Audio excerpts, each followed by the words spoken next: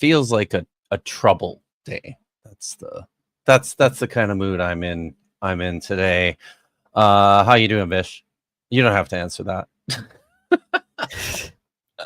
I mean, it's just really hot in Southern California today, and it feels like very little that I do is helping with the headache that has decided it's going to torture me. So, the good news is that I don't have a video planned to watch today, which should help with your headache, because I know that every time I show videos on our show, you suffer psychic damage. So I mean, maybe the nonsense will give me like more physical damage, because it's like my neck muscle that's pulling on my scalp and all this. I don't know. The weakness of my flesh disgusts me. Yeah, right. Tell me about it. I'm still getting over COVID, so I need to substitute this body with the certainty of steel. hopefully soon, right? Robot bodies are something that we'll all be in the market for. Hey, sorry everyone. Hi, I'm Kip Davis. Welcome to my channel and to our live stream. This is Vish. Oh, there you go.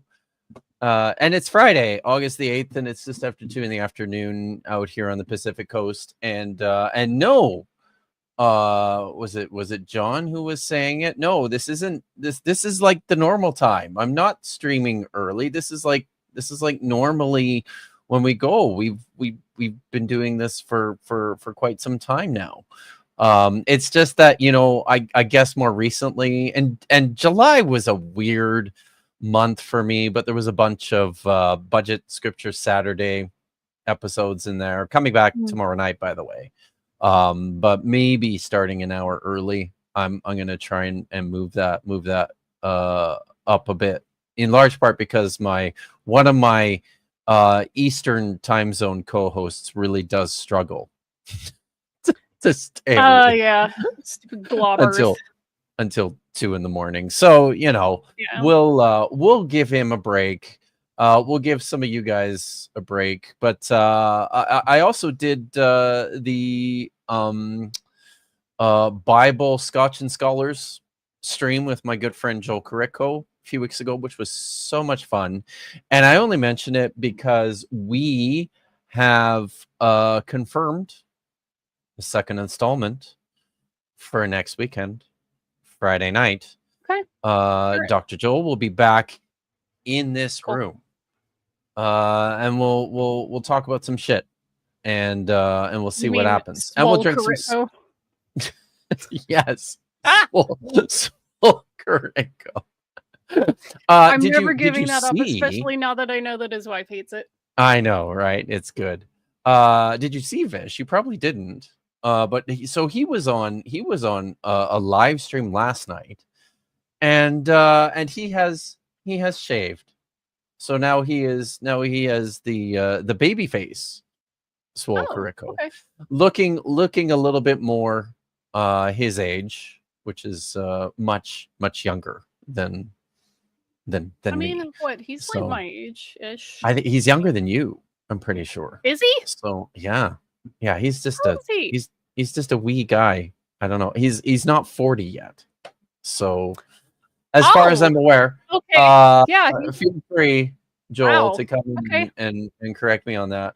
But I now, just before the stream started, it's going to be fun today because it's a teaching stream. I'm going to dive into a couple of texts that I have been fascinated by for many years. These are the genealogies the genealogy in Genesis chapter 4 and 5. We're going to talk a lot about that today. But before we start, I did come across, I watched a video on Godless Granny's channel this morning. She does lots of good stuff over on her channel. She was reviewing something stupid that William Lane Craig had said at some point, and right towards the end of her video, she pulled a clip of William Lane Craig's that I had to stop and go back and listen to a couple of times. So while I hadn't planned on showing any videos, I thought that I should definitely start with this today. Also because we're doing some stuff in Genesis, so this is relevant. But actually, before we do, one other thing I think I'm going to do, I'm actually going to set a super chat goal today, guys. So if you guys want to see, we'll set up for 2 hours here. If you guys want to see the latest installment of Hebrew transgressions on YouTube that drive me batshit crazy, then I need some teal or higher super chats. So we will watch Hebrew transgressions. You guys all know what I mean by that, right? You know, I don't know what you're talking about. You don't know what Hebrew transgressions are? So Hebrew transgressions. Is my brain shot? Like, I don't know. No, nobody has any idea what Hebrew transgressions are, really. Hebrew transgressions are when people with their full chest come out and, you know, blurt out to the public false and stupid information about the Hebrew language. That is just false. That's most apologists. And it's most apologists. So you can imagine this is something it happens with quite a bit of frequency, right? So got a couple here already. I'll just read these quickly. Virin initere. I don't know if I said that correctly, but do you want to help me? Do you have a better way of pronouncing it? But thank you for the said that as vir initere. Oh, see, that's much better than mine. But thank you for the $5, and you've got some cash towards your headache recovery fund, which is good. Cool. That'll help me with my Excedrin fund. Yes, thank you for that. And Meat Permits Tad is ready to watch Lobar Bill. Thanks for the super chat. And we will. Oh wow, we're all coming in. Lobar Bill and Bad Hebrew. We'll definitely see the Lobar Bill one right away. The Bad Hebrew one we'll see how many we get. Bring it on. And treats for Dagon. Yes, thank you. Hey, you here, buddy? He's over there on the couch, but we just got back from walk, so he's chilling. So thanks, Lo. And Chuck, always good to see you. This is only to make sure none of them in your stack are mine. Yeah. I'm highlighting this one because for some reason YouTube didn't count it. So that's okay. Not cool. That is not cool, YouTube. Be more cool. Okay, so yeah. let's watch this that I saw on Godless Granny's stream today. Okay, I think I have to load that up onto the thing, don't I? There we go. I can do this. Professional YouTuber here. Okay. I'm gonna go full screen on that. Here we go. You yourself say that all of chapters 1 through 11 of your Genesis book are not 1 literally to 11. true. They are mytho-history. I think that the literary genre of Genesis 1 to 11, the so-called primeval history, is what Assyriologists have called mytho-history. That is to say, it describes historical events, but it does so in the figurative language of myth. And so I think there's a real danger here of concordism, of trying to read modern science back into the text. And I would resist that and simply allow the text to stand as written and as it would be understood by the author and the ancient audience to whom it was addressed. All right. Okay. Assyriologists call it that, do they? They call it. Here's the thing, right?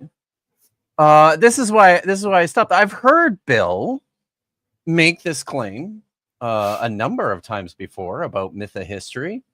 He's a big fan of this term, mytho-history. Every time I've heard it, I'm like, is he making that up? Are you making that up, William Lane Craig? I mean, because this is a term. I've heard that word used in other contexts, but yeah. not really Importantly, he's applying this to Genesis chapter 1 through 11, which is pretty firmly, it's just mythology, right? It's myth. It's mythology is what it is. It's, if you really want to talk about mytho-history, that's probably later patriarchs, or if you wanted to like be generous, you could say like the Exodus and the Judges. I think Judges, Exodus, elements of the, it's I guess it's kind of like a spectrum, right? I guess if we're thinking of it as a spectrum between, then but this term, he says, is one that Assyriologists use. Now I don't think that's true. Yeah, so it so happens that I'm not an Assyriologist. I read stuff from Assyriologists, and I don't remember encountering this. I happen to know an Assyriologist, which is handy. So I reached out to my Assyriologist friend, and I was like, "Hey, Dr. Joshua Bowen over at Digital Hammurabi, I heard Bill Craig say that mytho-history is a term that's used by Assyriologists. I mean, is this a thing? Do you know anything about this?"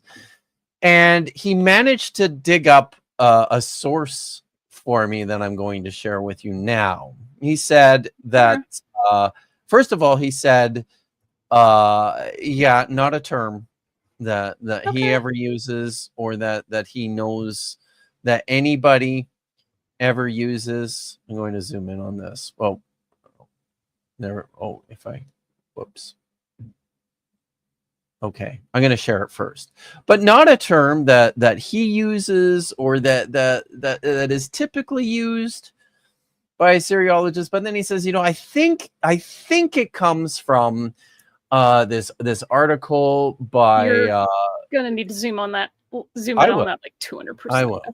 Yeah, but this article by Torheld Jakobsen, called "The Cursing of Akkad," and so he sent it to me, which was very nice, and it's right here. He even highlighted it for me.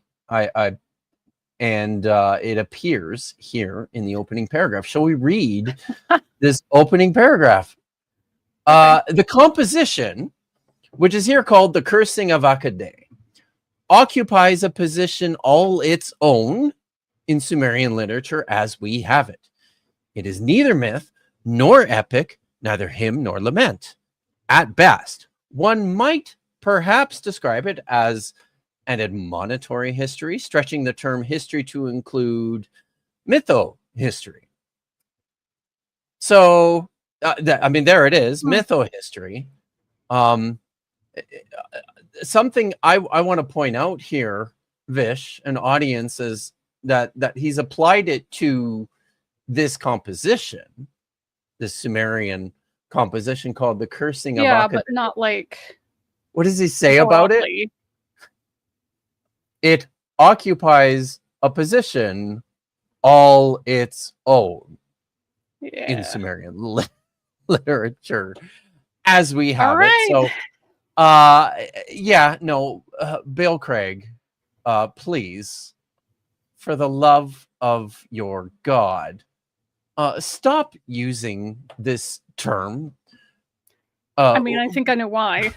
I think I know why he's doing it. It's because he's an old Earth creationist, if memory serves, so he's fine with it not being, quote, literal history, but he still thinks it happened in some way. So if he just calls it mytho-history, it gets him off the hook for being a, fundamentalist literal guy, like Answers in Genesis, but it also doesn't get him off the hook for thinking like, no, this is actually representative of some kind of old history. Like, all right, man. Well, like, sadly, low bar bill. It doesn't, because again, like I said, it's not mytho-history. It's mythology. That's what it is. It's mythology. If you're going to use that term, you probably shouldn't use that term, because it's only been used by this one author with reference to this one text that he has already earmarked as fairly unique within Sumerian literature, to say nothing of, you know, the broader extent of Mesopotamian literature or even biblical literature, right? So, no, if you're going to apply this idea of mytho-history to anything in the Bible, it sure as hell isn't Genesis 1 to 11, my guy. It's just not. So, thank you, Godless Granny, for making the video today, and for helping me find that. And yeah, guys, subscribe to Granny's channel, watch her videos. I got a couple more super chats here. Dr. Clark Van Gilder for $5. What if there were no hypothetical questions? Would they all just be like actual questions then, like non-hypothetical questions? I don't know. I mean, I could try to be pedantic. Let's be pedantic. And say that they're all real questions. It's just that there's not always the expectation of an answer. There you go. Yeah, that sounds good. I hope that's satisfying, Dr. Clark Van Gilder. Thank you for the super chat. Brandon Renyon for $10 says, I hate it when I'm looking for Hebrew language videos on YouTube, but every video is a rabbi lecturing on the mystical, esoteric aspects and origins of the letter Aleph. I mean, there is a lot of that, right? So hopefully I can help to provide some correction to that. There is Hebrew streams bi-weekly on this channel with my good friend Dr. Joshua Bowen, and we talk a lot about Hebrew on this show. We're going to be doing more of that today. I was also going to say, what rabbis are they? Messianic self-proclaimed rabbis? Are they theologians? Are they Hebrew roots folks, or are they like proper Jews who just happen to be into mysticism? Whoever they are, it's irritating poor Brandon. So, and who knows? Maybe it's an algorithm thing. I don't know. So, but thank you for the super chat. So I noticed it seems to only be counting the blue ones, the teal ones. Those are teal. Yeah, $5 and up. But it's not. It doesn't seem to be counting the orange and the yellow ones. So we'll have to make sure to keep track of it as we go. All right. So let's dive into this. I want to talk today about Genesis chapter 4 and 5, which contain what are often called the Kenite and the Sethite genealogies. The reason I want to talk about this is just because I think these are cool texts. I mentioned last month that I'm going to start migrating material that I presented on other channels over to my own platform, and I gave a talk on these texts a few years ago somewhere else, and I thought I would pull it back. And in the process, I've you know, I've gone through, I've read some additional things, I've made some corrections, and I've also started to think about how these texts, this particular text, this section of the text, can be useful in helping us to isolate and to think about dating in terms of our texts and in terms of our sources. It's really cool because there's a lot going on here. There is internal source critical stuff, which we're going to talk about.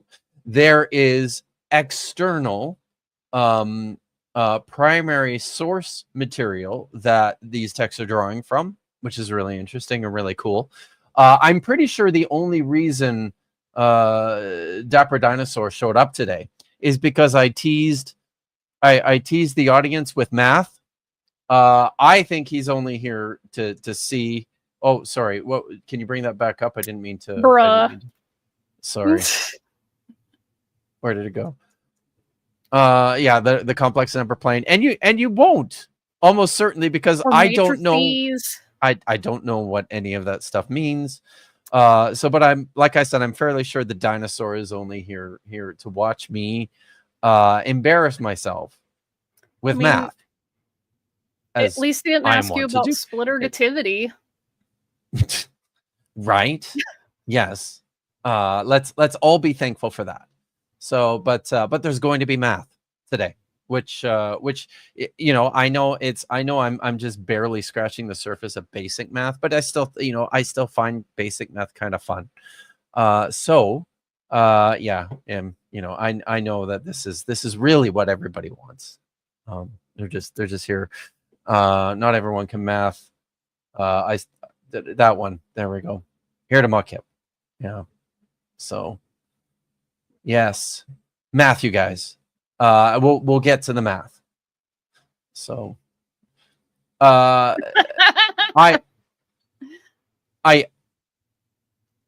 actually am, you know, because I don't know Sumerian, and my linguistic knowledge is not especially deep. I would provide a very I have a Basque language either, I suppose. Okay. Not so much, right? Okay.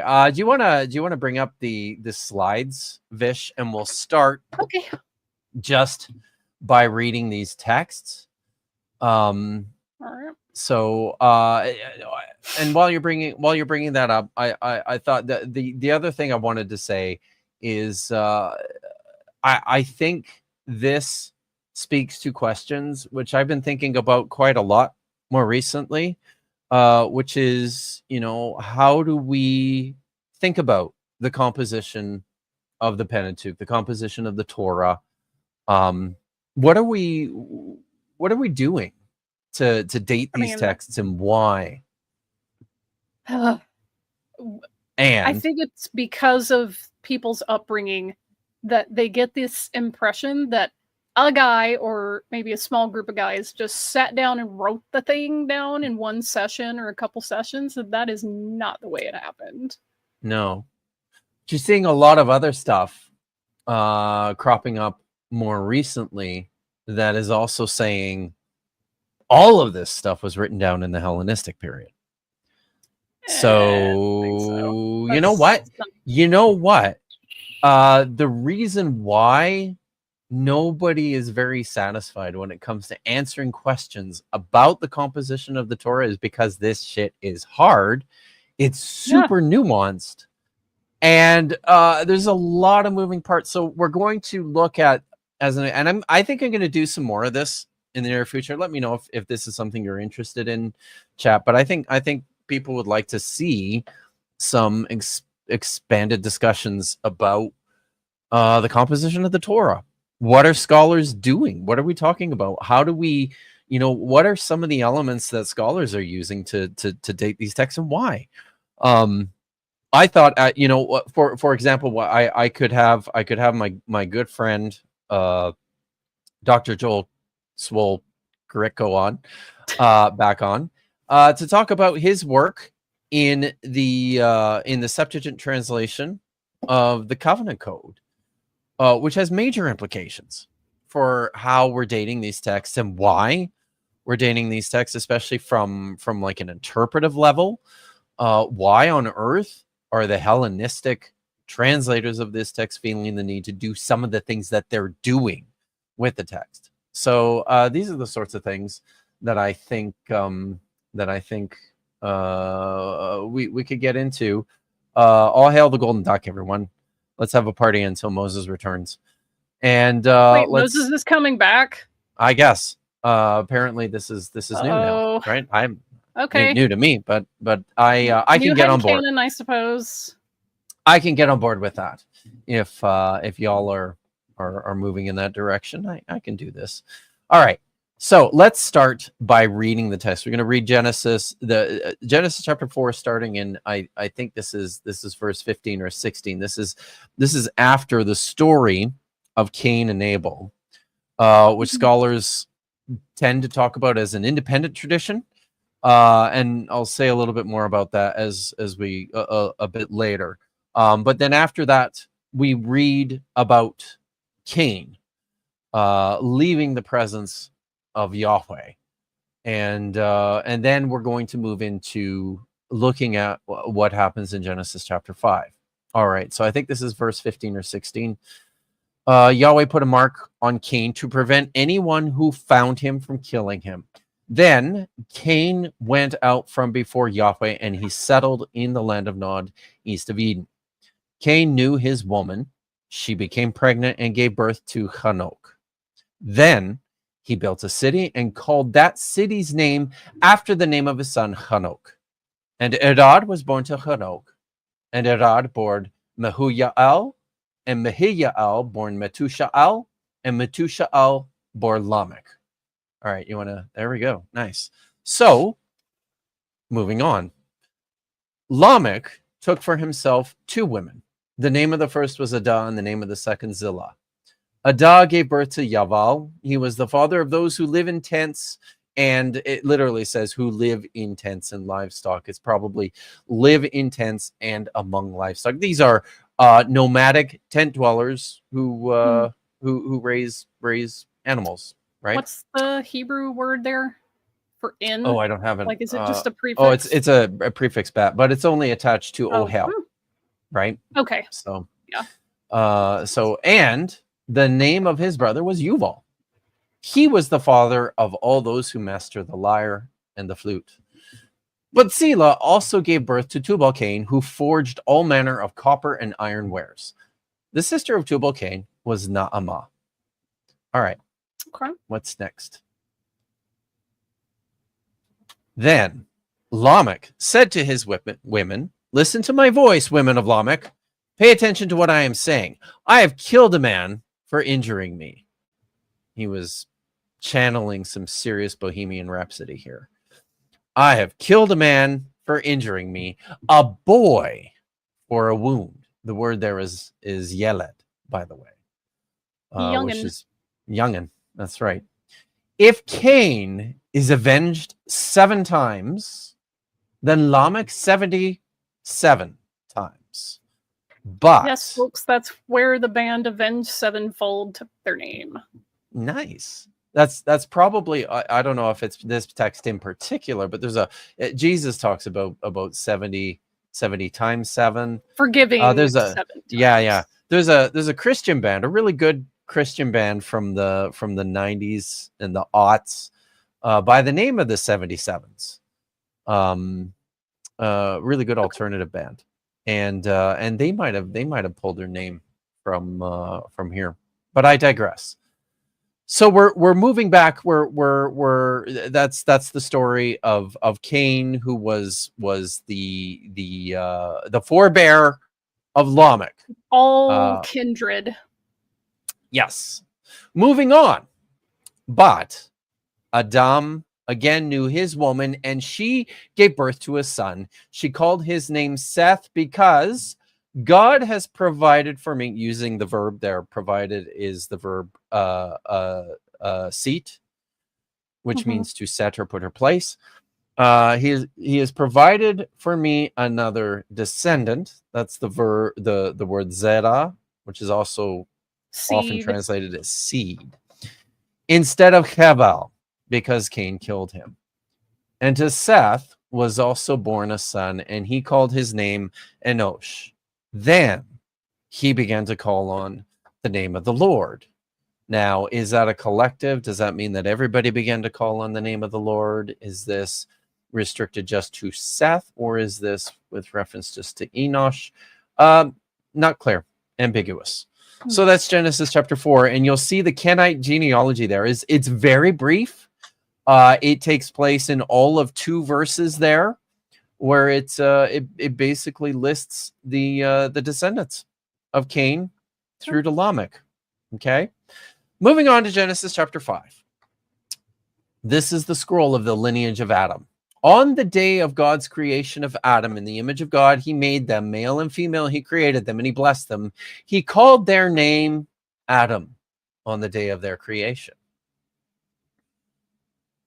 So, Adam lived 30 and 100 years. Oh, whoops, that's a mistake.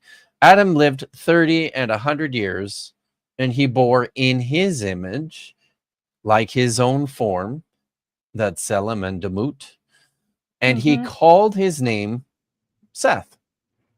And the days of Adam after he bore Seth were 800 years, and he bore sons and daughters, and all the days of Adam that he lived were 900 years and 30 years.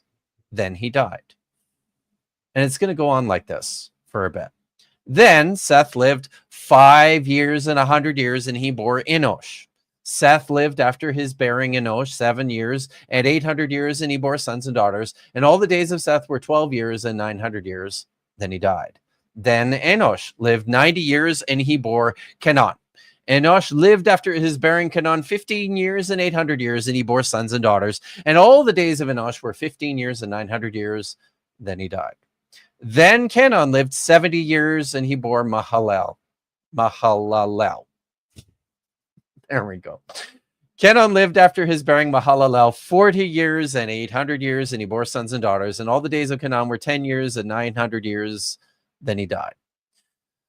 Then Mahalalel lived 5 years and 60 years, and he bore Yared. Mahalalel lived after his bearing Yared 30 years and 800 years, and he bore sons and daughters. And all the days of Mahalalel were 5 and 90 years and 800 years. Then he died. Then Yared, change the spelling a little bit here, lived 62 years and 100 years, and he bore Hanok. Yared lived after his bearing Hanok. This is Enoch. That's correct. Lived after bearing Hanok 800 years, and he bore sons and daughters. All the days of Yared were 62 years and 900 years. Then he died. Then Hanok lived 65 years, and he bore Methuselah. Hanok mingled among the gods after his bearing Methuselah 300 years, and he bore sons and daughters.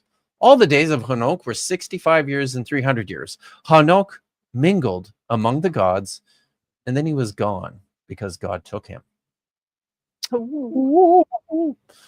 Then Methuselah lived 87 years and 100 years, and he bore Lamech. Methuselah lived after his bearing Lamech 82 years and 700 years, and he bore sons and daughters. And all the days of Methuselah were 69 years and 900 years. Then he died. And I think we got 1 or 2 more. Then Lamech lived 82 years and 100 years, and he bore a son. He called his name Noah, saying, "This one shall give us rest from our labor and pain of our hands, from the ground which Yahweh has cursed." Then Lamech lived after his bearing Noah 95 years and 500 years, and he bore sons and daughters. And all the days of Lamech were 77 years and 700 years. Then he died. I also want to make a quick comment for folks that don't know the language and don't know this about the text. One of my favorite little bits of Hebrew wordplay happened in that verse, where it says, "Hey, I have this kid named Noah. He's going to give us Hain." Those words are spelled opposite, like they're backwards. The 2 letters that spell Noah, if you just flip them around, that's where you get Hain, which means rest or comfort. And that is really cool wordplay. That is really cool. There's lots of really cool wordplay in the Hebrew. And it finishes up like this.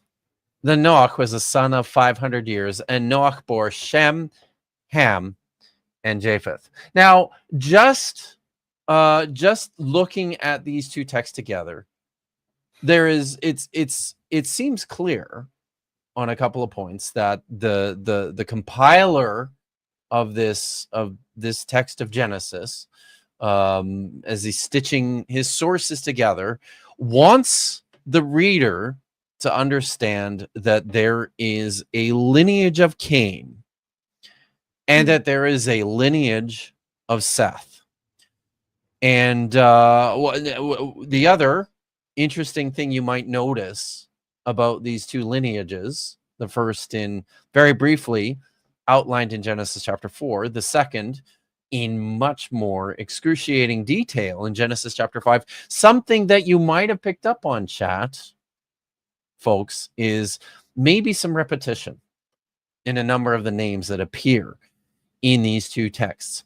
And we're going to talk about that. And we're going to start here first by talking a little bit about Genesis chapter 5. Now, this text right away, Genesis chapter 5, scholars view as distinct from Genesis chapter 4. They see these as two sources, the result of two sources. Genesis 4 used to be attributed to J. Scholars, because nobody can really figure out the boundaries between the old documented resources, J and E in particular. We've gotten away from talking about J and E and just talking about not P. Not P. It's not P. Genesis 5 is P. Scholars are priestly, tend to be pretty the priestly source, yes, and probably a later redactional layer on the text of the Torah. Scholars tend to be pretty widely agreed on what P looked like.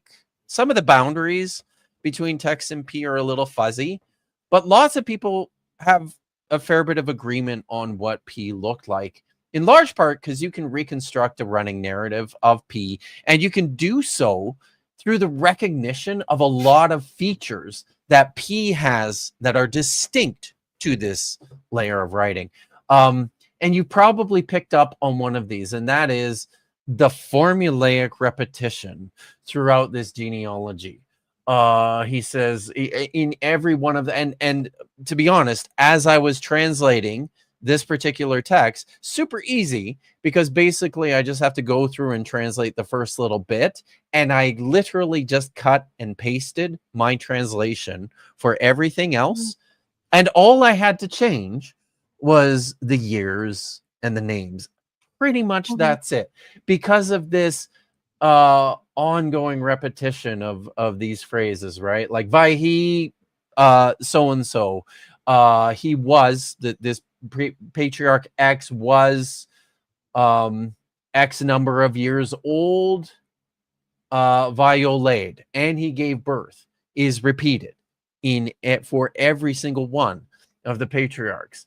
Vayahu Yameh, these the days of so and so, Achere Holido et so and so, after his bearing of his son, Violed Banim Uvanod, he bore sons and daughters after the birth of this.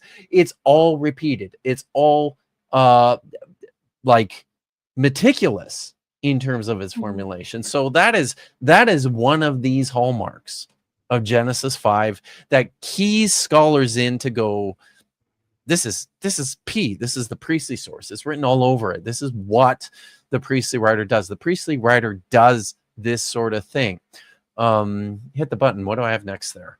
Okay. So yeah. So yeah, let's talk about the names of God. And people misunderstand this. Okay. The early observations of scholars with regards to the source theory, some of the earliest hints to readers of the text that the Pentateuch was comprised of sources is because there were different names used for God, Yahweh or Elohim, And originally, they just divided the text in these sorts of terms, that any text where Elohim is mentioned belongs to the so-called E source, the Elohist or the Elohim source, and any text where the name Yahweh is mentioned belongs to the J source, because that's the sound Germans. J in German makes, right? Yeah. So, One. so yeah, it was this fairly simple division. They were clearly onto something, because the texts divide generally like this, but not perfectly like this. So it's required a little bit of nuance to understand how this works, right? So here in the P genealogy, we have the basically exclusive usage of the word Elohim for God all the way throughout Genesis chapter 5. Elohim is used 5 times. It's not a lot. And Yahweh appears only in chapter 5, in verse 29 there, as part of Lamech's direct speech about Noah. Now, this is part of the reason why, and I'll get back to this. So Elohim used frequently throughout Genesis chapter 5. Elohim is the name of God that appears exclusively in the first creation story in Genesis chapter 1, verse 1 to 2, verse 4. It says 2, verse 3 there. But that's wrong. It appears there 35 times. The name Yahweh never appears in the first creation story in Genesis 1:1 to 2:4. Then all of a sudden there's a shift in the text. In Genesis chapter 2, verse 4, the beginning of the second creation account, you see this term appear, Yahweh Elohim. It's used 20 times between Genesis chapter 2, verse 4 to Genesis chapter 4, verse 26. And it translates as Yahweh God. I think a more appropriate translation of this is Yahweh the God, Yahweh the divine being, identified, it sort of singled out in this second creation story. Now you'll notice there is one part there in Genesis chapter 3, verses 1 to 5, where the word Elohim appears on its own within this story 4 times. But this is all within direct speech. This is the conversation that the snake in the garden and Eve have between the two of them. Never mentions Yahweh and only ever identifies God as Elohim. So that makes sense, because earlier in that narrative, God was using the we. Let's make man in our image. Well, that's a different story. Let's make man in our... I'm just saying, like, the redactor wouldn't have had a problem with that alleged... whatever, because it's like, hey, it fits. I think there's a different explanation for this, Fish. And this is where some of the scholarship has moved on this matter, away from just this artificial bifurcation of text between those that mention Yahweh and those that mention Elohim. What happens in Genesis chapter 4, verse 25? We actually just mentioned it right after the birth of Enoch to Seth. The text says, after this, he started to call on the name of Yahweh. Okay, so here in chapter 4, verse 25, as part of the Yahweh source, this is the first time where it seems like human beings have clued into the name of Yahweh. You'll notice in the direct speech between the woman and the snake in the garden, they never use the word Yahweh because they don't know it. The narrator will consistently always identify God in the garden as Yahweh Elohim, Yahweh the divine being. This particular one singled out from others. So this fits. This is part of the narrative arc in the story. It makes perfect sense why you wouldn't have people living in the garden who don't know the name Yahweh not using the name Yahweh in their conversation with one another. So that's what the narrator is doing. The narrator's smart.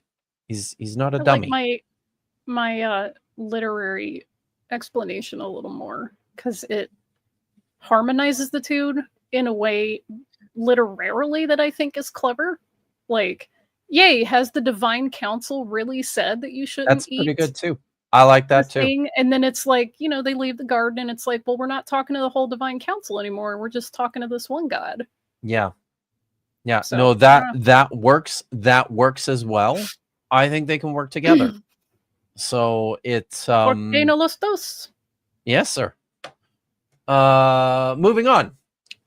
Did you notice how Genesis 5, how the writer of Genesis 5 began his I did. Bayom bore Elohim Adam bedamut Elohim asa oto zakar unakava.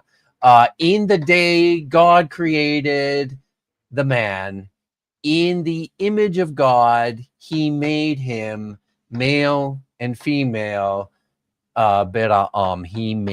He created them. What does this sound like? Like, this is an obvious callback to the Genesis 1 creation story. Right? And I think I think this is, you know, this is again a deliberate, clear sign that you're dealing with a new sort, the same writer of this text is the one who wrote this earlier text. Yeah, they come from the same textual tradition. It's right on the nose. As an aside, I wanted to make a point about this. Zakaru nekeva. You know what this means, right? Memorial Zakar. So it means male and female, right? But the etymology of these two words, yes, but you're right, because about this, the etymology of these two words is really interesting. Zakar is male, Nikeva is female. Misinterpretations, and I talked a little bit about this when I was on her channel last month. So Zakar, the verb means to remember, to recall. Zikar is like a memorial. So this is, think about what that means in terms of what it means to be a man, or what it means to be male in this perspective. I mean, in this if you're ancient Hebrew comparing perspective, these two things, Zakar versus Nakev or Nakeva, if you're going with memorial versus like whole, I would put it to you, dear reader, that perhaps you meant something that's a little more like pillar or something a little more phallic versus whole, because you have memorial stele, memorial pillars, memorial stones, and those are usually more phallic shaped than they are ionic, which is why the word memorial or memory visually would remind you of not just the actual like pillar or standing stone or whatever, but the male part. That's good.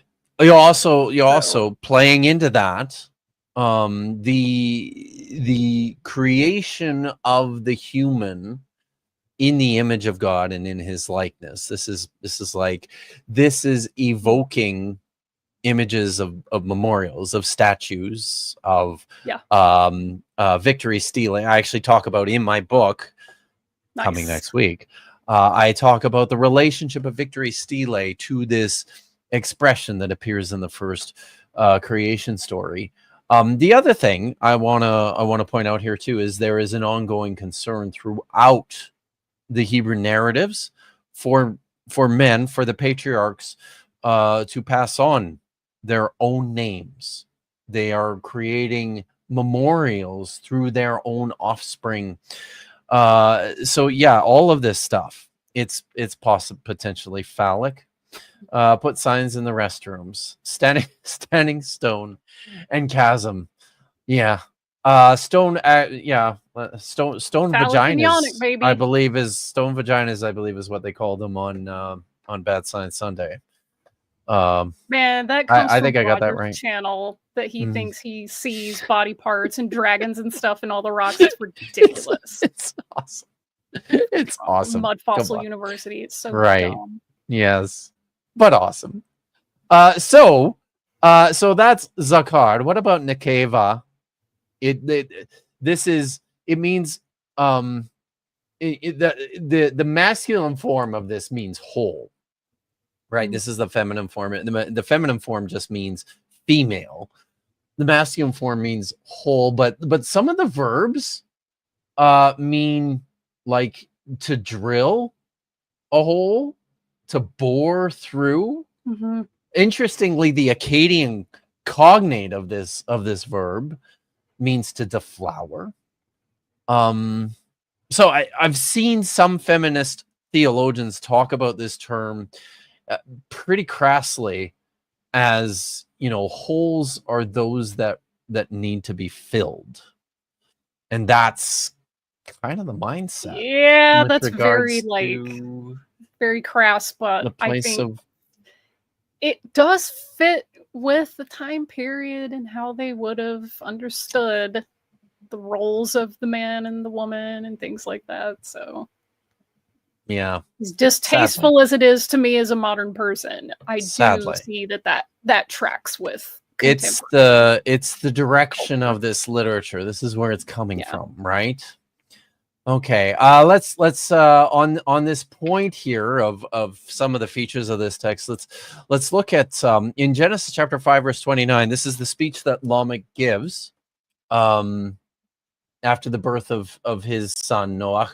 He will give us rest from the labor and pain of our hands, from the ground which Yahweh has cursed. V'yanachmenu mema'asenu umeitzvon yadenu min ha'adema.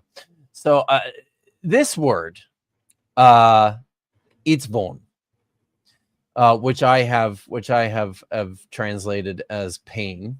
This is the pain of our hands. This word appears here, and then it appears one more place in the entire Hebrew Bible, and that's Genesis chapter 3 verse 16. This is the curse that God... Is that the labor, your labor will increase in childbirth? I will make most severe your pain, your itzbone, and your groaning. In agony you will deliver sons. So, and you'll notice here too, right at the end of this, what does he say? From the Adama Asher Erada Adonai, from the ground which Yahweh has cursed. That's Genesis chapter 3 verse 17. So the writer of this text, he's got all these features of his own. He's calling back to the creation story in Genesis 1, but he also knows the creation story in Genesis chapter 2 and 3, because he's calling back to that too. Importantly, he's evoking some of the same language and image from specifically that story. Which is why I really, this is one of the things that I think might give a little bit more oomph to my little in-universe explanation that the serpent was referring more broadly to the divine council. Like, did they really say that you can't eat this tree? They didn't use God's personal name.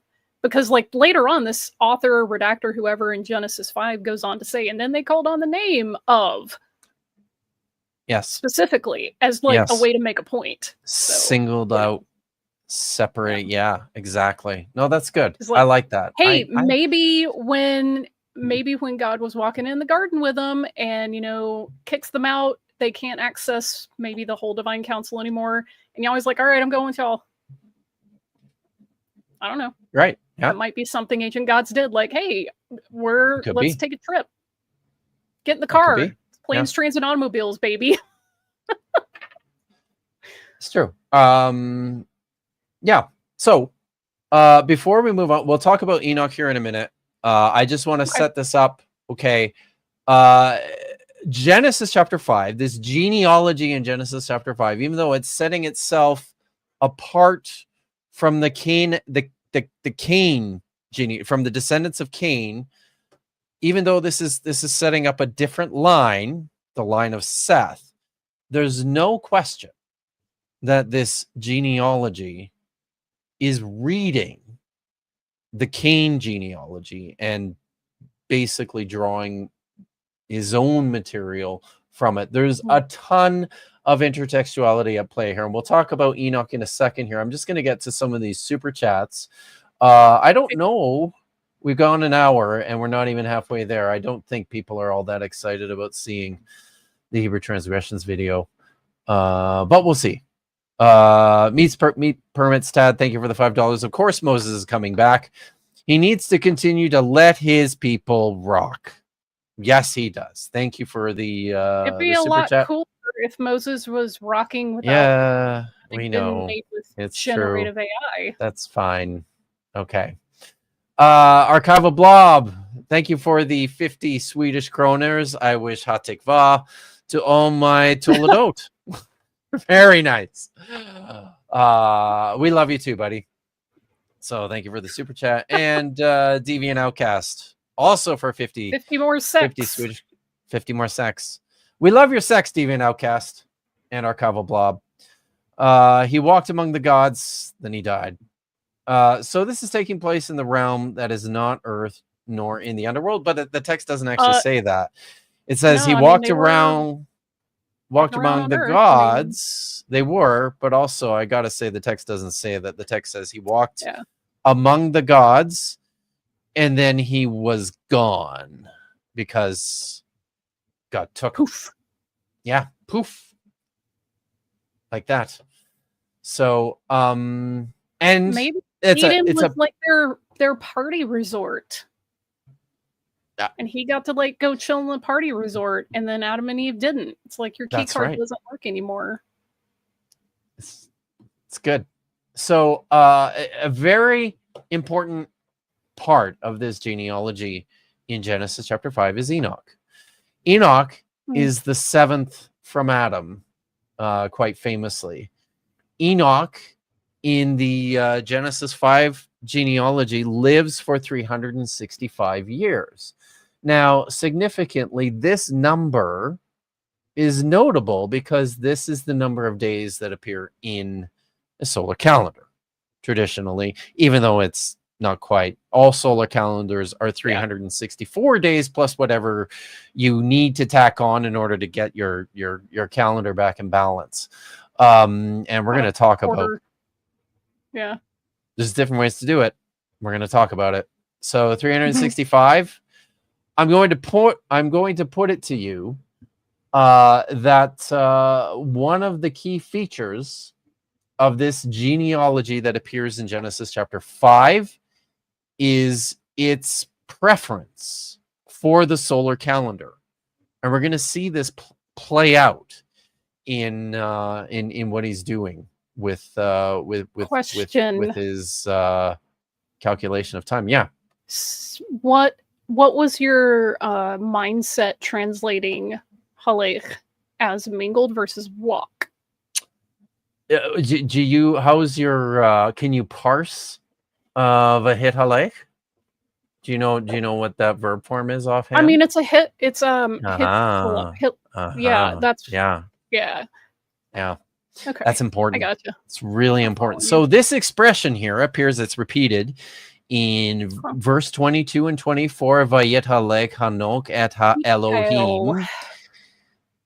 There's a lot of interesting things going on here that I think I need to point out. First of all, this is a hit pale form of the verb. In Hebrew, there are different forms that the verb will take depending on whether you want to make it passive or intensive or reflexive. Yeah. Or causative, or the verb itself changes form. In this case, this is the hit pile. the hit pile is used to describe Enoch walking with God, as most translations have it. I said Hanok mingled among the gods. Now, the hit pile form of this verb, halak, is a very frequently occurring verb throughout the Hebrew Bible that just means to walk or to move. And it almost always occurs in the strong form, the cow. But now you have a handful of these instances where it appears in other others of these stems, other forms. Sometimes it appears in the hit pale, and there's some really interesting observations with regards to the usage of this word in the hit pale. And I'm just restricting myself here to the book of Genesis. Within the book of Genesis, this verb in the hit pale occurs 8 times. Do I have this on the slide? Let's see. I might. Let's find out. 8 times in Genesis. And of those 8 times where this verb occurs, God is either the subject or the object of the verb. Interesting. Right? This is the same verb that's used in Genesis chapter 3, verse 8, where it says that Yahweh God Walked in the garden. Halek walked around in the garden, right?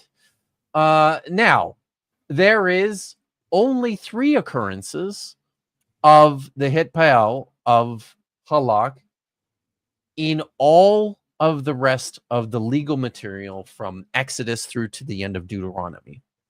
The two places it's used in the law codes in Exodus and Leviticus, it's just used as like walking around. Some of the translators will say that this is indicating customary behavior. Hit halak means that the hit pa'al can be something that you do with repetition, that it's something that you're doing on the regular. It's a repeated action. So even within the text, there's like Genesis chapter 3, verse 8, where God is walking in the garden, something he does all the time, right? When it's used of Enoch here, Enoch was walking around, he was mingling among the gods because this is something that he just always did. Look at what it says in Deuteronomy 23, verse 15. This is the one beyond the 2 occurrences in Exodus and Leviticus, which are probably older, actually, than the occurrence in Deuteronomy 23. Look what it says in Deuteronomy 23. Yahweh, your God, using the hit pa'al form in this verb, walks about in the middle of your camp. Job, chapter 1. What's the context for that one? Because I mean, I obviously don't have the whole freaking Torah. Yeah, offhand I don't remember. But I believe it has to do with keeping your. Pretty sure this has to do with purity restrictions on the camp, because Yahweh is there. He's there all the time. Yeah, Ki Adonai Elohecha mit halek bekerev mechanecha. So for Adonai your God, mit halek moves around or walks around or crip steps, I don't know, among your camp to protect you and deliver enemies. You shall be kadosh, holy. Yep. Set apart, unique, distinct. I've started to, you know what, this is just a personal choice, but I've started to like wean myself out of just translating that as holy, because that word just doesn't have any kind of real clear semantic meaning right now. It just doesn't. It's tough People now, right? think, oh, it's magical. It's like got powers. Yeah. And I'm like, no, I want to be very straightforward with this. Really, honestly, it just means distinct. Generally, yes. You're absolutely right about that. Require that you have magic powers. When it's like you are holy among the peoples, it means you're distinct. You're different than them. Like there's a different purpose that you have. It doesn't make you better or worse. You're just unique, distinct. Like you are separated separate. from the group. You're singled out. Is another Like your mom has a very specific dish that she uses for her casseroles. Don't be using that for anything else. It's kadosh. It's kadosh, right? It's not like it's imbued with some mystic properties. It's just like, no, that's true. mama's casserole dish. Don't be doing other stuff with it, or she's going to take a switch to you. Like, that's right. You know. So. Okay. Okay. So this is the same form. Getting back to Hithalek. This is the same form of the verb that appears in. Oh my God! Thank Job. you. Hold Chapter 1 and 2. Hold on. Thank you, Meat Permits Tad. I feel so seen. I feel so seen. Do not cut paper with the fabric scissors. Thank you. Oh, but my God! But they work so well. Every person who makes garments, costumes, anything like that will let you know very quickly. Well, they stab do not you use with fabric scissors to cut paper. If scissors. you don't care about your scissors remaining sharp forever, sure, just cut whatever. But yeah, don't. I've gone through so many scissors because people in my household do not understand the concept.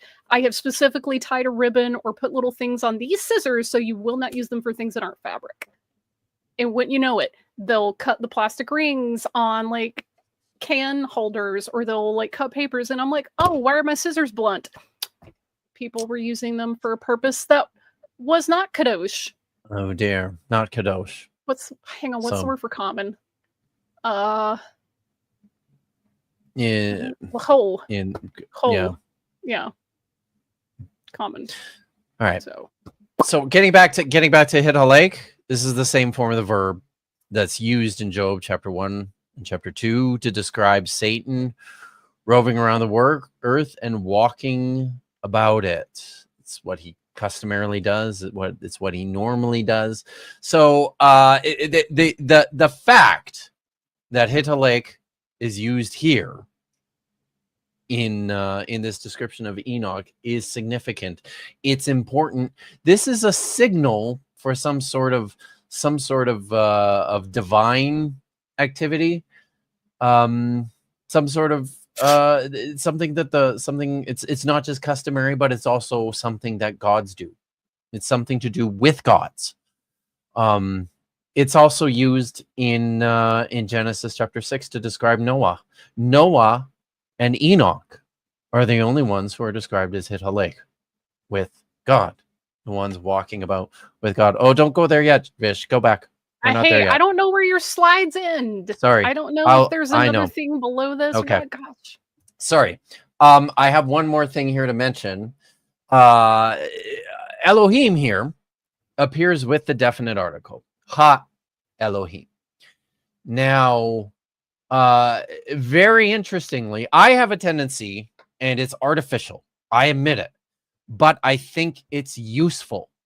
I have a tendency through a lot of my translations of the text, when I see this word Elohim, which just means God, and most of the time, like 90% of the time, this is with reference to the God of Israel, but not always.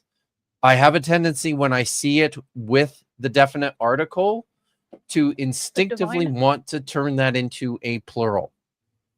So in this case, Enoch was walking around among the gods. Now, this is kind of interesting. As I was looking up these usages of Hithalek in the book of Genesis, it appears 4 times of those 7 times with Ha Elohim, with the definite article, which seems to me pretty interesting, pretty significant. And then in chapter 17:1, it appears with El Shaddai. Ani El Shaddai Hithalek lifnei vayehi tamim. I am El Shaddai in the imperative. Walk before me, and it will be perfect or complete for you. So, Tamei. All Oh, okay. I heard. I don't know why I Tamim. didn't hear that the first time. Yeah. So, this is important. This is a signal about Enoch's distinction, the seventh from Adam, as having this very special, singular relationship with God, with the gods. All right. So let's talk now about some of the changes that are taking place, some of the clues with regards to the relationship between these two texts, and now you can move on. Okay. the At the next slide. risk of screwing any publication attempts that I'm hoping to make, I do want to at least get a temp check, because I've noticed a very strong tendency among scholars of any theological or non-theological persuasion to just ignore how mysticism was used on the ground. It's just not something that comes up a lot. And the few times that you hear about it, it's kind of like, oh, that's a neat little thing. Anyway, let's move on. But like, other cultures were very much into mysticism. The Egyptians, we know, were heavy into mysticism. They had a lot of like magical texts and incantations, and like we know that later Aramaic incantation bowls were a big deal. Apotropaic amulets, like this was like a pretty common feature of the ancient world. And it just, for whatever reason, I don't know if it's because of like the formulation of this as a field coming out of like Christian theological circles where that sort of thing is verboten. But Yeah, considering the fact that mysticism was just a thing people did, it was just a common feature of cultic worship, and adding to that the fact that like we do have at least one ritual site that had like cannabinoid residue on it, so there were, you know, psychotropic elements to some people's like incense recipes and whatnot. Isn't there a possibility that this is referring to Enoch and his special relationship of walking with God in a more mystical sense? Like, I'm so glad you mentioned that. Because you have a pattern of Noah and Enoch and like some of the earlier patriarchs building altars and offering sacrifices to God before there's like an actual official priesthood. And both Christian and Jewish theologians have been like trying to get their brains around this for generations. Like, how can you offer sacrifices without like a proper system in place? There had to have been an earlier version of this that they were doing before it got like written down and expanded and later. And I'm like, what if Enoch was the type of ritual practitioner, for lack of a better word, who just happened to be like super into mysticism, and he may have gone into an altered state. He may have just done whatever he did, and that was like a special type of walking with God, if you know what I mean. Wink, wink. He was the seventh from Adam, and I'm so glad you brought that up, because numbers. Because when we get into talking about the Sumerian kings list in a little bit here, the lights are going to go on. So I was ahead of you before, then. Yeah, you were. She didn't even look at my notes. Hell yeah. Hell yeah. So, but let's move on to the next slide. Okay. And let's talk about the relationship between these two genealogies now, right? So Genesis chapter 4, verses 25 to 26 ends like this. But Adam again knew his woman, and she gave birth to a son. She called his name Seth, because God, and it's actually Elohim there, which is kind of interesting, has provided for me another descendant instead of Havel, because Cain killed him. And to Seth also was born a son, and he called his name Enosh. Then he began to call on the name Yahweh. And then this transitions into verse 1 and 2 of Genesis 5. This is the scroll of the lineage of Adam. On the day of God's creation of Adam, in the image of God he made them, male and female he created them, and he blessed them. He called their name Adam on the day of their creation. And then each genealogy, I was hoping you would do this. Right? Okay. Hopefully okay. This. So come on now. I was going to go through these one at a time. So first of all, Yeah, just hold on. So yes, first of all, Oops. we have Trying to... in we're good. You're good there. Okay. Okay. Okay. So, in the Genesis 4 genealogy, Adam, which actually means humanity, it says that he gives birth to a son in Genesis chapter 4, verse 1. This is Cain. In verse 25, we're told that he gives birth to Seth. In Genesis chapter 5, verse 2, it repeats this. Adam, which means humanity, gives birth to Seth in Genesis or in 5 verse 2, and then Seth gives birth in verse 6. What's next? To Enoch. That's repeated in Genesis 4 verse 26. We see that in Genesis 5. The verse numbers I have, by the way, next to the antediluvian patriarchs in Genesis 5 are with reference to when they give birth to their son, by the way. So now number 4 in these genealogies, and importantly, you'll notice that there are 10 generations in each one. Yeah. So Cain is Adam's other son in verse 17.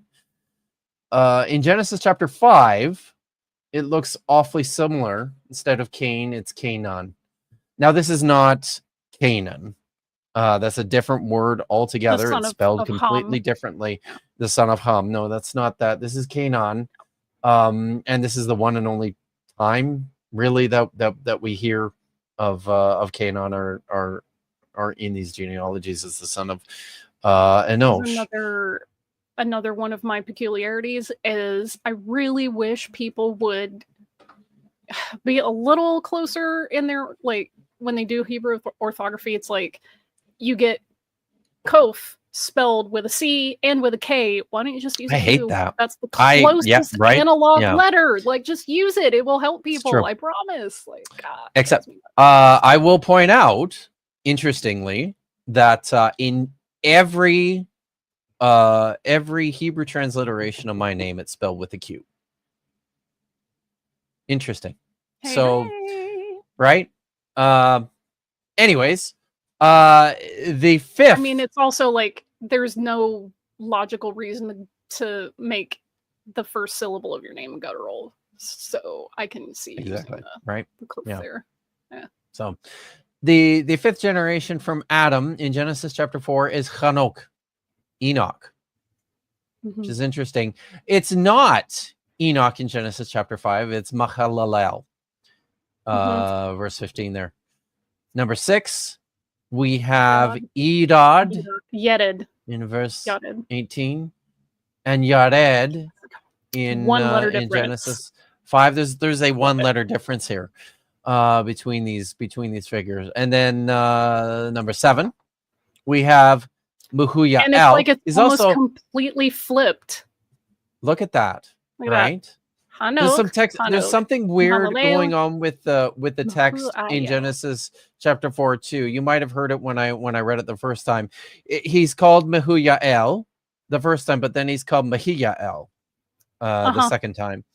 And now you have in the Genesis 5 genealogy, Enoch is the 7th from Adam.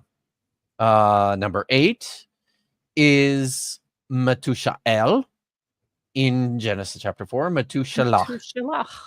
Yeah. In Genesis chapter 5. Number 9 is Lamech in Genesis chapter 4, or Lamech in Genesis chapter 5. Although I believe that most English translations he's just Lamech.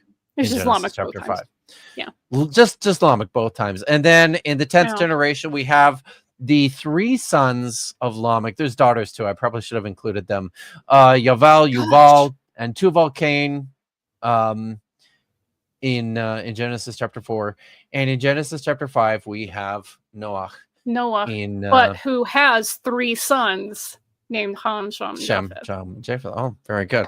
Yes, that's very good. I So like that's that. I Hit probably the would have included them in there just so that you see, Yeah. like, oh, there's Right. three kids that tie this thing off. But But you guys see what's going on here, right? The writer of Mhm. Genesis 5 is clearly using, hit the button once more because I've got arrows here to show this relationship, hey, right? there we go. This is it. It's the same genealogy. Look at this. Adam, Seth, Enoch, Cain, and then there's a flip. Mahalalel instead of Mahuyael, Yarad instead of Yarad, Hanok, Methuselah instead of Methuselah, Lamech instead of Lamech, and then arriving at Noah instead of the descendants of Lamech. Or perhaps there's Sham and Japheth. or perhaps Shem, Ham, and Japheth. Yeah. Now I'm gonna pull my notes back up here. So something important to note here is that every single name in these genealogies is altered except for the one, basically. Hanok is the only one who's the same between them. They all mention Adam, Seth, and Enoch, and those are all the same person in both genealogies. But then from there, the writer is picturing two lines, right?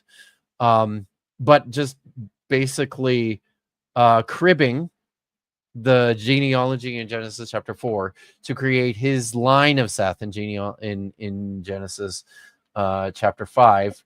But I should point out it's not just Hanok, it's also Lamech. In the consonantal text, Lamech and Hanok are the two, right? That are the same between both of them.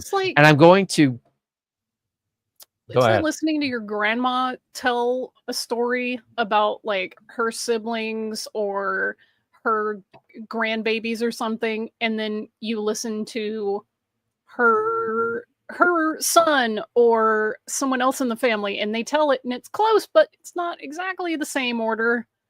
Like that's like the way that you hear different traditions, and I feel like the author it is looks either like taking this. I heard it this way, but I also heard it this way. So let's preserve both of them. Or maybe they're taking the two traditions and adjusting them slightly to make a point. I think the author is making a point. And I think key number one here as we get to this, the movement of Hanok from the 5th position to the 7th position is very important for this author. To be the 7th from Adam is very important for this author in Genesis chapter 5. He's also the only one who talks about Enoch hit Halek with the Elohim, walking or mingling with the gods, right? He's special. Hanok is special. And in order to understand that, we're going to talk about the Sumerian Kings list, and that'll come next. But before we do, I'm going to read a little bit from David Carr's book on the formation of Genesis chapter 1 to 11, which is very good. He has a couple things to say here about the names that appear in the Genesis 4 and 5 genealogies. So he says that the elements. He picks this up after talking a little bit about the Sumerian Kings list. He says, where the preceding section identified several major components of the Toledot book, that's Genesis 5, as likely reflections of its partial modeling on a late iteration of the Sumerian Kings list, it did not account for the key elements of the Toledot book, such as the names that occur in it, and specifically the non-royal orientation. That's also really important when thinking about this text, when thinking about Genesis 4 and what Genesis 5 is trying to do when carrying it forward. It's drawing this model, but both of these texts are drawing from this well-established, very ancient model that we see in the Sumerian Kings list. But importantly, it's non-royal. It's not talking about kings, which is significant. So those elements, he says, likely originate in the preceding non-P materials in Genesis chapter 4. Something most clearly seen in the way the names of all the pre-Noah patriarchs featured in Genesis 5 are paralleled by pre-flood patriarchs surveyed in the non-P Genesis 4. He goes on to say a closer look suggests that some of the slight differences between the names on these lists can be explained as resulting from the author of the Toledo book adapting certain names from Genesis 4 to function better as part of a genealogy that was particularly focused on the relative righteous eldest descendants leading from Adam through Enoch and Noah to Abraham. This starts where the Toledo book takes up names from Cain to Lamech in their genealogy in Genesis 4, 1-24 to build beyond Seth and Enoch, to fill out a 10-generation pre-flood genealogy leading to Noah. Instead of the violent Cain in Genesis 4, 1-16, Enoch fathers Canaan. And the name of Canaan's firstborn in Genesis 5, Mahalalel, bears a name implying praise of God in comparison with the relatively obscure name of his counterpart in Genesis 4, Mahuyael or Mahiael. As we then move into the later parts of Genesis 5, there could be yet further adaptations of some names from Genesis 4 to imply sin or violence on the parts of patriarchs who die in the flood. Yared could mean downfall. Methuselah could mean man of the spear. Lamech, as opposed to the virtue of Enoch and Noah, who walked with God. Nevertheless, it is difficult in such cases to know whether the shifts in such names represent mere linguistic variations, such as that which may be seen within Genesis 4 for the son of Idad in Genesis 4:18, Mehuyael or Mahiyael. Moreover, in accordance with the overall scope and focus of the Toledo book, the stress in that book appears to have lain particularly on the virtue of characters leading up to Abraham rather than any shortcomings of his ancestors. In accordance with this, the death of Jared, Methuselah, and Lamech are reported in a way exactly comparable to other pre-flood patriarchs. Vayamot. They died. With no additional explanation. If the Toledo book author of Genesis 5 intended an implication of pre-flood evil for such patriarchs, it hardly compared to the clearer interest that the author in stressing the particular righteousness of figures like Enoch and Noah. So basically, the point that he's getting at is there seems to be, he rejects this idea that there's a denigration of some figures in the changes of their names in the Genesis 5 genealogy, but is open to the idea that there might be some rehabilitation of names in the Genesis 5 genealogy.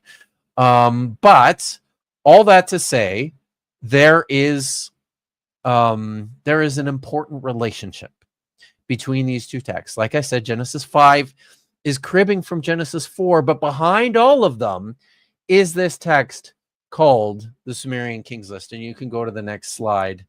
And I think... and of course, you're going to do them all individually. Come on now. All right. That's fine. So, the Sumerian Kings List. This is a very ancient document. It's an incredibly popular document. It's known from numerous copies over the course of an extremely long period of time. Scholars suggest that this text was written. It was actually written as early as 3000 BCE.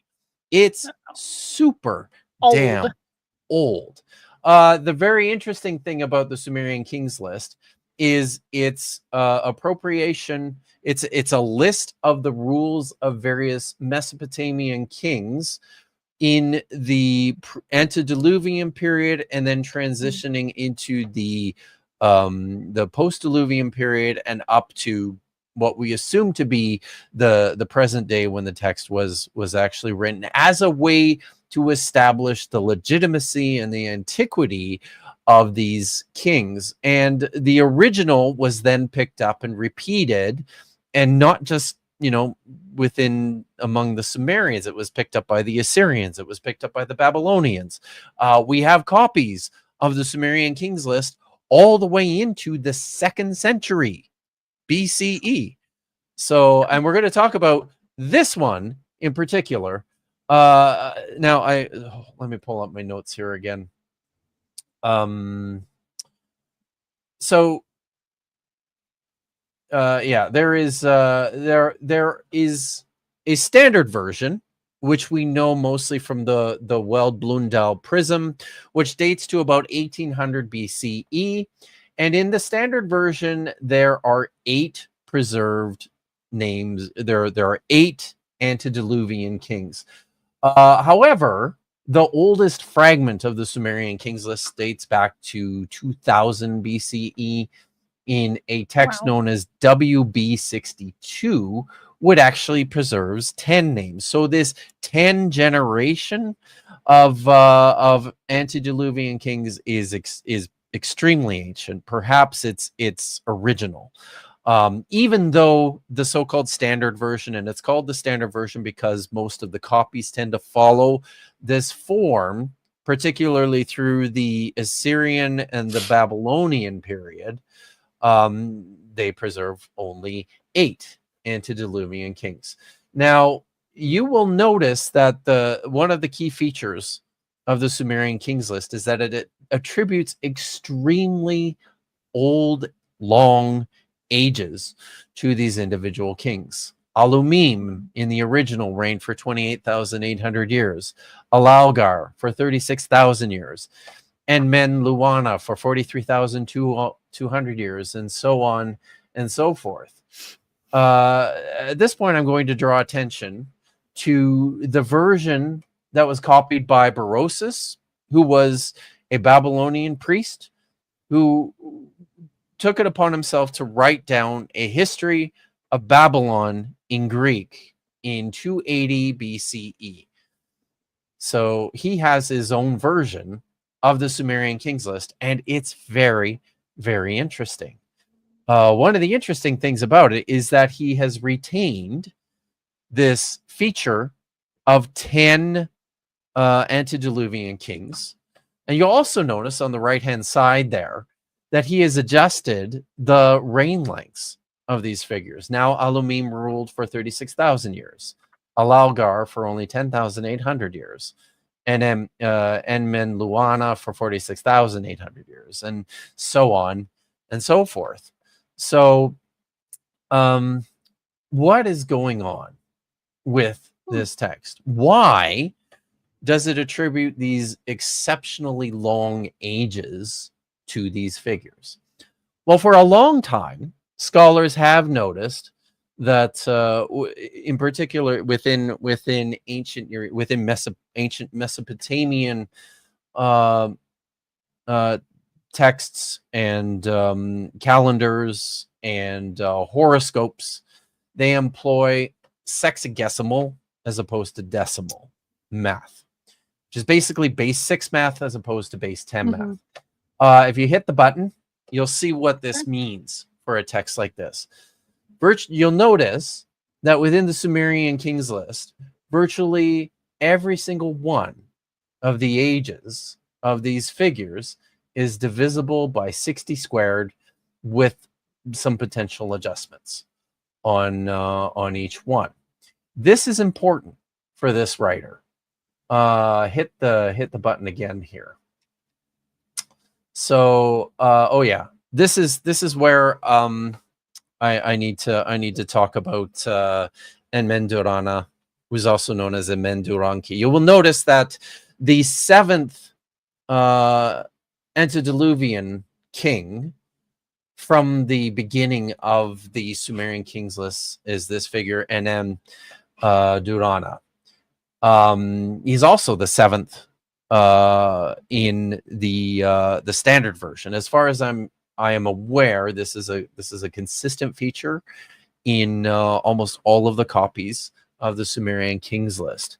Now, one of the really interesting things about this is that Enmen-Durana, also known as Enmen-Duranki, is known from other texts, other Assyrian and Babylonian texts in particular, other Sumerian texts, in this one, which just has his name on it, he is preserved as the guy who originated this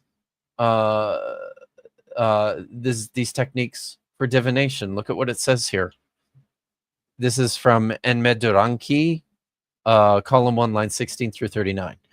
The tablet of the gods, the liver, a mystery of heaven and netherworld, how to observe oil and water, a secret of Anu, Enlil, and Ea.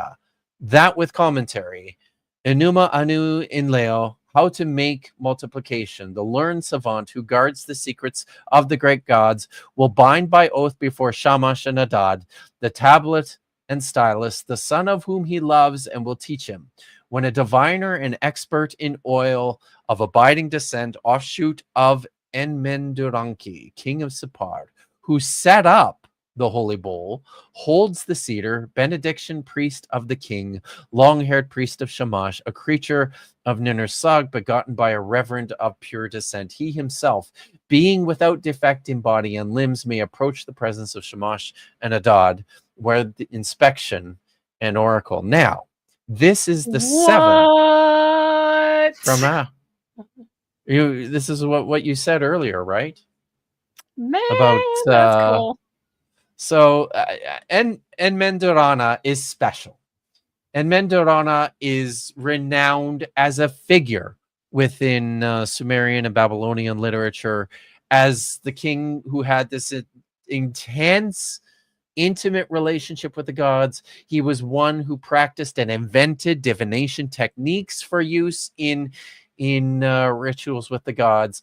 And as a result, he retains his position consistently throughout these lists as the seventh of the antediluvian kings. And this is really important. You'll remember that in the Genesis 5 genealogy, Enoch is the seventh from Adam. And this is a redactional feature of the Genesis 5 genealogy. He's been moved from the number 5 position to the number 7 position. And then we get this information about Enoch as the one who walked with God. He communed with the gods, and then he was not, for they took him. That's Why right. do you think it is that the later fanfic named after this guy, the Book of Enoch, is like, hey, he was so good at what he did. Yeah. They just let him in the council. That's right. That's it. He basically just becomes a member of the sons of the gods, right? Yeah, he's so good at what he does that they're like, you know what, you're one of us now, and they let him in the club. And then he also gets renamed Metatron. He's the Metatron of the That's right. council. So it's like, yeah. This is amazing to me. This is freaking amazing. This is gonna get better, Vish. Okay, I love it. Hit the button. I love this. Hit the button, please. Don't go too quickly. All right. In Berossus's list, when you add up all the ages of the 10 antediluvian kings, you end up with this number: 432,000. 432,000 years from the founding, from the time that kingship was brought down to earth, as it says in the Sumerian kings list, to the time of the flood. 432,000 years. This, if you can express this another way, in a sexagesimal format, this is 60 cube multiplied by 2. See, here's where the math gets in, people. I am a math simpleton, but I checked all the numbers twice. Okay, hit the button. So what does this have to do? And people have talked an awful lot about the relationship between Genesis 5 to the Sumerian kings list. They're noticing that there are 10 generations from Adam to Noah. They're noticing that all the antediluvian patriarchs are attributed with these extreme old ages. Nothing like in the Sumerian kings list, but still. Adam's living for 900 plus years. Methuselah is regarded still by some people as the oldest man in history at 969 years. Enoch is basically a youngin having been taken Yeah. away at 365, right? So what is going on here? What's the deal? All right, hit the button again, see what's next. So if you take, you'll notice that the author of Genesis 5 provides for us the total number of years that every one of the antediluvian patriarchs lived, but he's also very meticulous to record the age at which each of the antediluvian patriarchs gave birth to their first child. Adam was 130 years when he gave birth to Seth. Seth was 105 years when he gave birth to Enoch, and so on and so forth. And then in Genesis chapter 7, verse 6, we read that Noah was the son of 600 years. Then the deluge was water upon the earth. Noah was 600 years old at the time of the flood. So just as the Sumerian kings list is calculating time from the beginning of when kingship came to earth to the time of the flood, so too with the book of Genesis. Genesis chapter 5, this genealogy, the mention in Genesis chapter 7, verse 6, indicates to us, if you hit the button, I think I've got it here, there is a total of 1,656 years from the time of Adam to the time of the flood. Also, if you notice what I did up there, 1,656 years looks nothing like 432,000 years. 1,656 years on its own doesn't look anything like what you might expect if he's following a sexagesimal formula, but he is. And here's how. Oh. If you convert all the times, all the distance of time from birth to when their first child was begotten, and you convert that to months, this is what you end up with on the right-hand side. Oh, 130 months. years equals 60 times 26 months. 105 years is 60 times 21 months. 90 years is 60 times 18 months. And you'll notice this goes all the way through all 10 generations of the antediluvian patriarchs. But there's some special additions, some special features here. Look at Yared and Methuselah and Lamech. So 162 is not divisible by 60. But if you add 7 years, which is 84 months, to the if you subtract 7 years, which is 84 months, from 162 years, that's a factor of 60.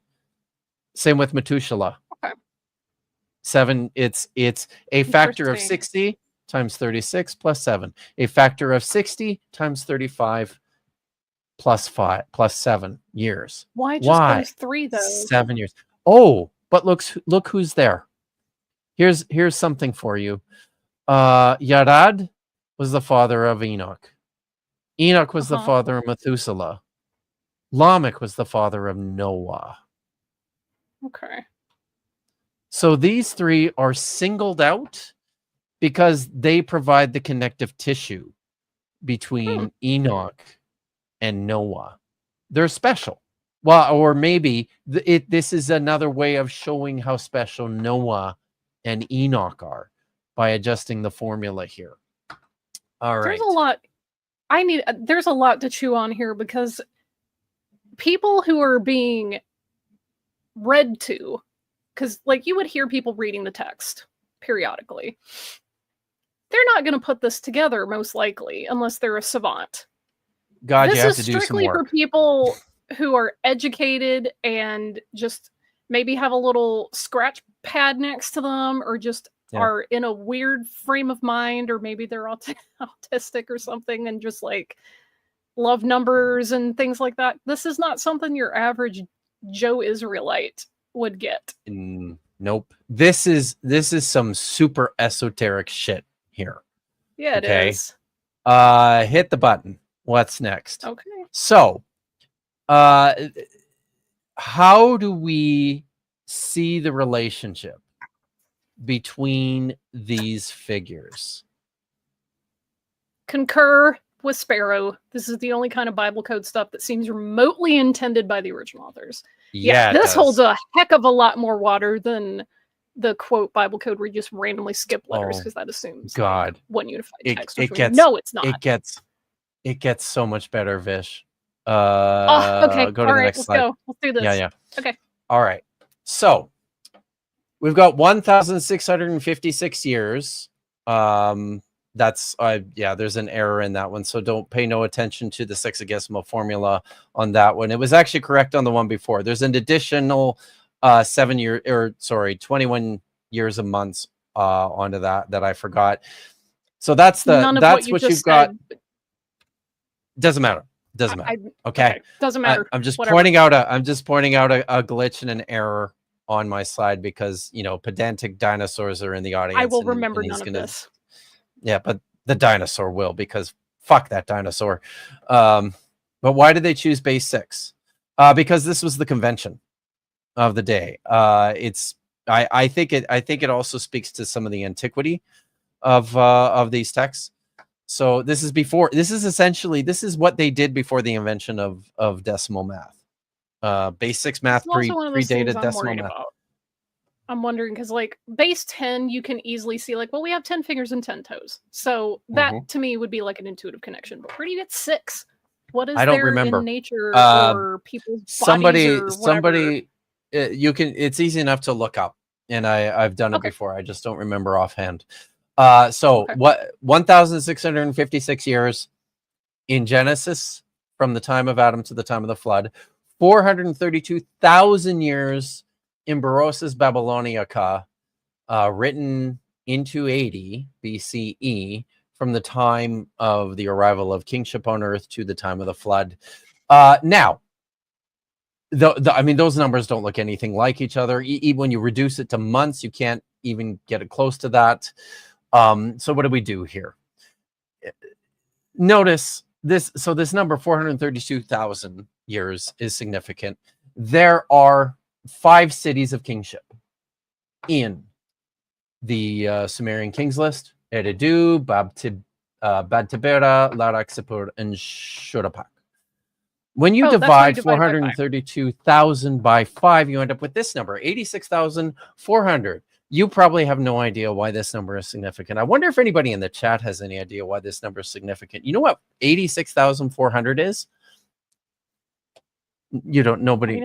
I wonder. Does anybody know what's significant about the number 86,400? If you do, post it in the chat. I'm going to give you a second because it's kind of wild. It's that people were figuring this stuff way back then. I don't see anything yet. I'll just tell you, 86,400. That's the number of seconds there are in a 24-hour day. There are 86,400 seconds. I will take this with a grain of salt because dividing days like that into hours, minutes, and seconds, that's a little dicey back then because they didn't go by hours, minutes, and seconds like we do. Not everybody did. But it's interesting, at least. This is a little... the number of seconds in a day. Modern seconds, perhaps. So, yes. I'm a little, fair. But this is, I mean, it's part of, I mean, the basic, the way that time was factored. I would need a lot more convincing that they determined seconds in terms of timekeeping. You might get me on hours, but minutes and seconds, right. It's a long journey. Like, and also getting from 432 dividing by 5, that's a little arbitrary. So again, I like it. I think it's cool, but also I'm like, why would you just divide by 5? Why not divide by the number of this other thing? So maybe this will help seal it for you. So you remember I made the point. How long did Enoch how long was Enoch on the earth before he was taken? Do you remember? 365 years. Yeah, 365. So why are you multiplying by length 364? Well, because there's only 364 actual days in a solar calendar. Right. Because you have to fudge the math every time, right? So 1,656 years. If you want to convert that into a solar year, and I think the fact that this is dependent on a solar calendar is very important for this writer. If you want to do that, that's how many days you end up with. But this is not quite accurate, because, as we pointed out earlier, you have to introduce intercalations in order to get your solar year to match up. So there's not 364. There's not 365 days. It's about a quarter, which is why we have a leap day once every 4 years ish. Not everybody factored their calendars that way. Yeah. In antiquity, though, there were different ways of doing this. So the hit Hebrew the button. calendar still has an entire leap month. That's a lunar calendar, right? Yeah. We don't have what we do know is that the writers and the collectors of the Dead Sea Scrolls were very, very fond of the solar calendar. Part of the reason they were fond of the solar calendar is because the Book of Enoch was very fond of the solar calendar, as was the Book of Jubilees. We have these other texts from the Dead Sea Scrolls, which are calendrical texts, which talk at length about calculating and figuring priestly courses on the basis of a solar calendar, in particular when the rest of the people in Palestine are observing a lunar calendar. It's a major problem. Mm-hmm. So I do want to at least put out there that it's never just been a lunar calendar versus just a solar calendar. It's a lunisolar calendar, and that's definitely something they picked up in Babylon. So correct. So but the people who wrote and collected the Dead Sea Scrolls, they were all solar all the time. They loved them. The solar calendar solar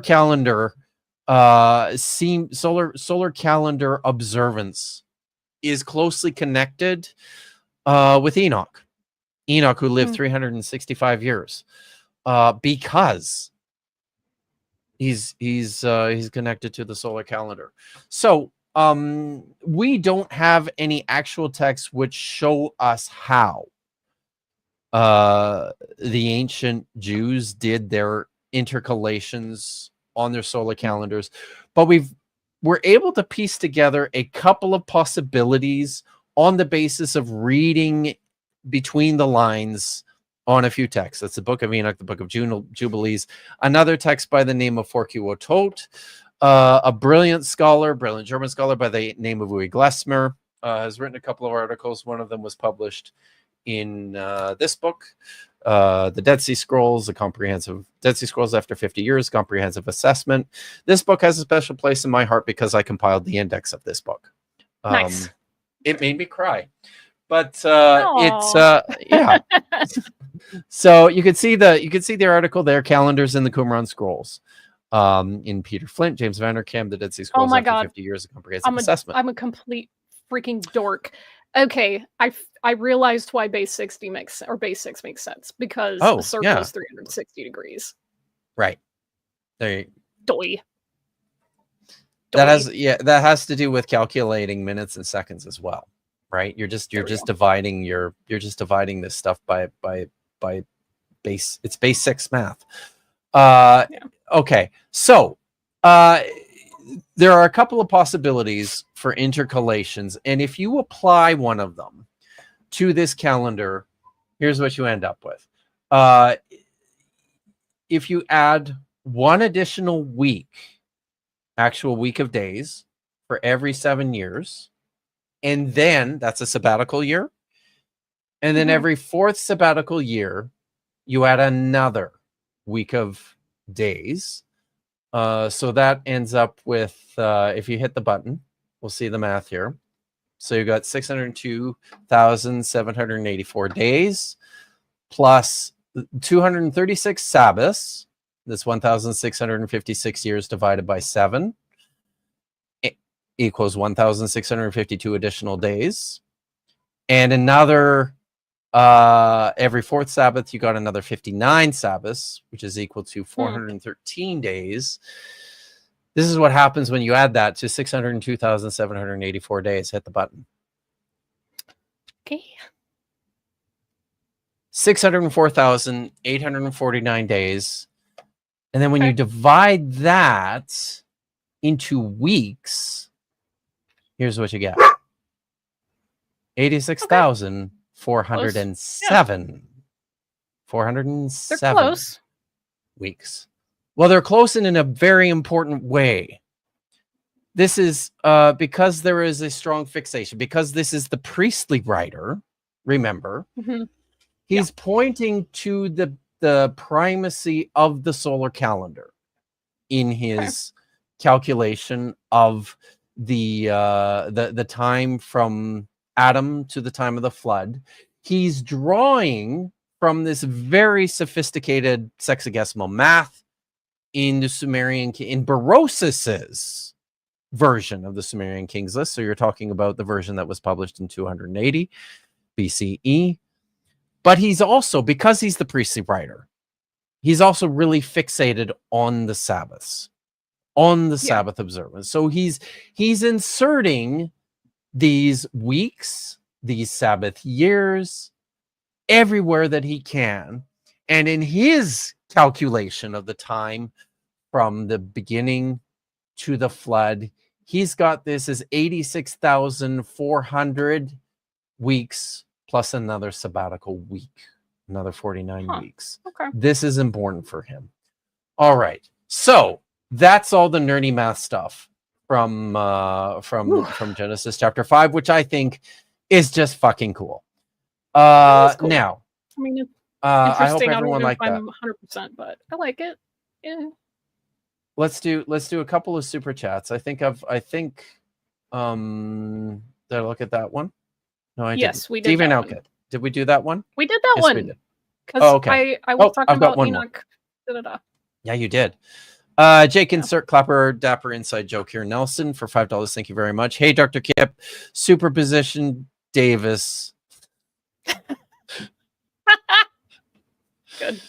Here's another $5 for the best author, non-author on YouTube. That's Kip Davis has written no books. It's very kind of you. Thank you. I appreciate it. So, this is a great show. The show today is no exception to some of the great work that I've done in the past. So I was going to say this really mostly gets you into the headspace of very educated elite people in antiquity. Yeah. Not just people in antiquity. It's like, no, these are priests, and these are very educated priests, possibly neurodivergent. Numbers, all the numbers. They loved them. We still have those folks today. Yeah, it's very true.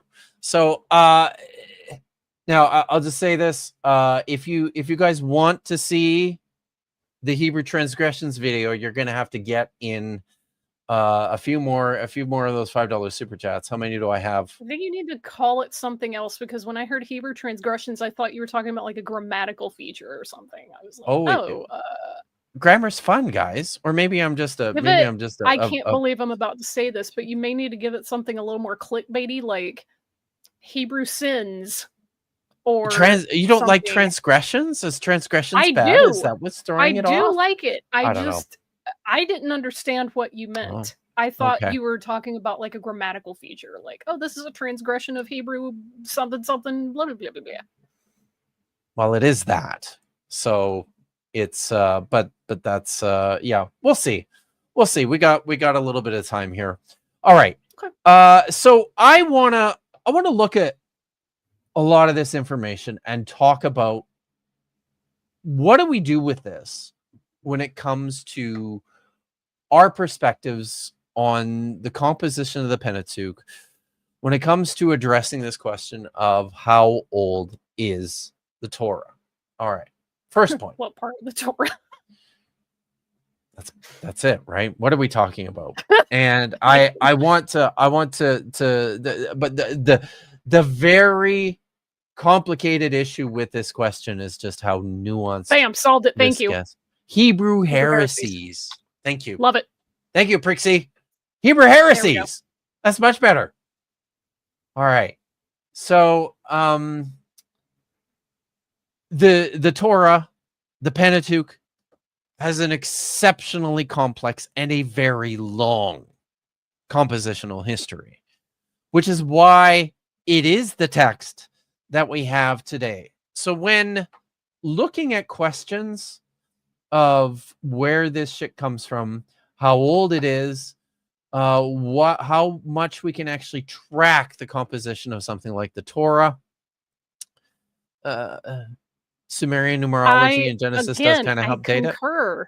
Sparrow, you and me, same page. Yep. Like, this is one of those things. Yeah, numerology is fun, don't take it seriously. Except it is useful because it's telling you whoever's, doing all the fun, crazy math shit knows about the other systems of like king lists and calendar dates and month lengths and all this other stuff. They know about that and they're like, well, this is our version. Yeah. So that helps you date it. It does. And that's where we start. And the way I prefer to do this is to work backwards. So we start from a terminus, I think it's the terminus ad quem. So for this version, and I'll point this out if you hit the button, we've got, and this is important, this is Berosus's Babyloniaca, which was written in 280 BCE, which corresponds most closely to the Masoretic text version that we just went through of Genesis chapter 5. Now, importantly, there are differences between the Masoretic text and the Septuagint and the Sumerian Pentateuch. I think we can pretty safely set the Masoretic text and the Septuagint post Babyloniaca. So I think the Masoretic text version of this this is something we have to set after 280 BCE. And the reason for that is because he's making adjustments in his text, and I'll show that in a little bit. We've already seen how the priestly writer is making these adjustments to factor in the the calculation of the Babylonian kings list for this particular genealogy. But the numbers significantly that we went through, those only appear in the Masoretic text. They don't appear in the Septuagint. The numbers have been adjusted in the Septuagint. And the reason the numbers in the Masoretic text and the Septuagint have been adjusted, according to scholars, is because if you hit the button, I think we bring up the Sumerian Pentateuch there. So the Sumerian Pentateuch is generally regarded to be the oldest form of this text, and there's a problem with the Sumerian Pentateuch in that the patriarchs, the antediluvian patriarchs in the Sumerian Pentateuch, a number of them live past the flood. Or they're or they, their ages are they end up dying in the flood, right? And this is uncomfortable for the scribes who are penning the Masoretic text and the Septuagint. So they're doing their own thing to make these adjustments in order to set the patriarchs, all of them, all the antediluvian patriarchs dying before because the flood. the whole flood was to kill all the wicked folks, and the patriarchs weren't supposed to be wicked, so you can't have them dying in the flood. Can't have them dying in the flood. So they perceive this problem in the Sumerian Pentateuch version, and they fix it. And what the Masoretic text has done is adjusted he's caught onto this formula that we know from Babylonica from the 3rd century BCE. And he said, I like this. Also because it helps me to produce my solar calendar primacy for this particular text. So I'm going to use that as opposed to, you know, whatever the Sumerian Pentateuch is doing. Importantly, the Sumerian Pentateuch also doesn't, somebody has to go through the numbers and sort out what they're doing. Maybe someone's done it. I haven't seen it, but it doesn't seem at a glance that they have the same concerns for this solar calendar primacy that the Masoretic text does. So what does that do for us? I think that if you hit the button, I think we can suggest that the Sumerian Pentateuch, you're probably talking about something that's at least 3rd century. Maybe you can track that back to the 4th century. But importantly, the other thing that we have to deal with here is the fact that the Sumerian Pentateuch is a text that is already comprised of sources. Sumerian Pentateuch is already a text that is a combination of P and not P. So what are we talking about here? When can we, how far back can we push this? Hit the button. What do I have next? The other thing that we can see is that the P genealogy is drawing from this existing source, non-P, not just the genealogy, because what's happening in Genesis chapter 4 is really a continuation of the creation story in Genesis chapter 2. Non-P is Genesis chapter 2 through Genesis chapter 4. We have this creation story in Genesis 2 to 3. And then we have this, what scholars will point to as an independent tradition in the story of fratricide of Cain and Abel.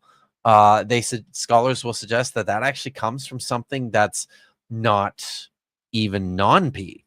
That's something totally different that non-P is incorporating into his narrative, but he's using this, and then he's creating this or drawing from a pre-existing Kenite genealogy in order to link this creation story to the descendants of Seth in later on. This is linking material. It's important linking material, which draws together this non-P narrative, which has to be pretty extensive.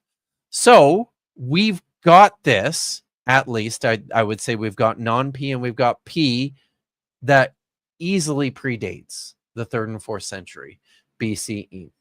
What's next? Okay, we've got the fratricide folktale, and then this Kenite genealogy. Let's talk about this because this is important.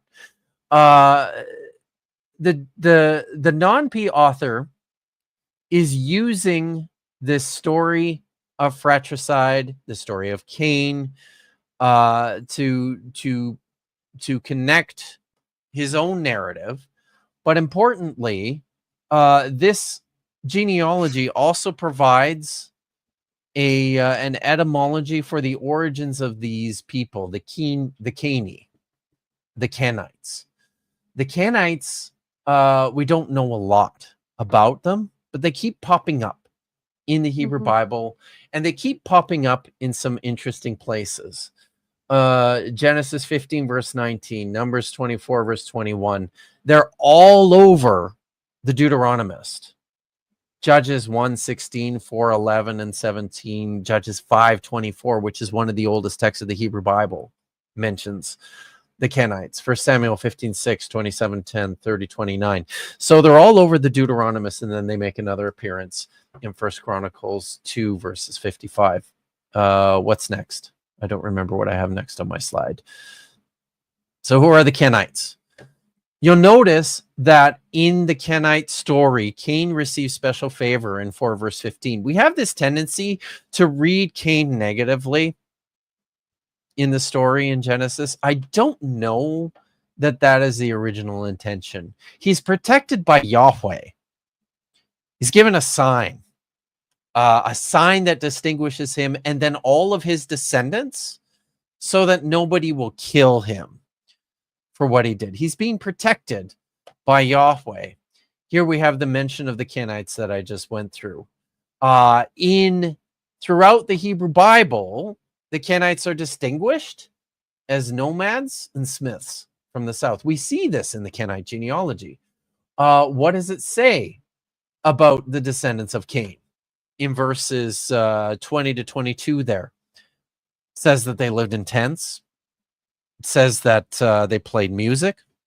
It says that Tubal-Cain is distinguished as the one who worked with bronze and iron. So we've got this feature of the significance of the Kenites that traces itself all the way back to the beginnings. Like they're really the first people, the first distinct people who are mentioned apart from the Sethites. And they're nomads. They're nomads and they're metal workers. So this feature of the Kenites in particular as nomads is something that's retained in Judges chapter 5 verse 24. This is from the Song of Devorah, which itself dates back to some scholars will talk about this as pre-monarchic. Some scholars will talk about the Song of Deborah as something that predates the kingdoms of Israel and Judah. I don't know if it goes back that far, but I think most would say you're talking about an 8th century and 9th century text. And in Judges 5 verse 24, it talks about this woman named Yael, the woman who killed Sisera. It says, Yael, most blessed among women, woman of Heber the Kenite. Among the women of tents, blessed is he. So it's making this connection between the Kenites and nomadism.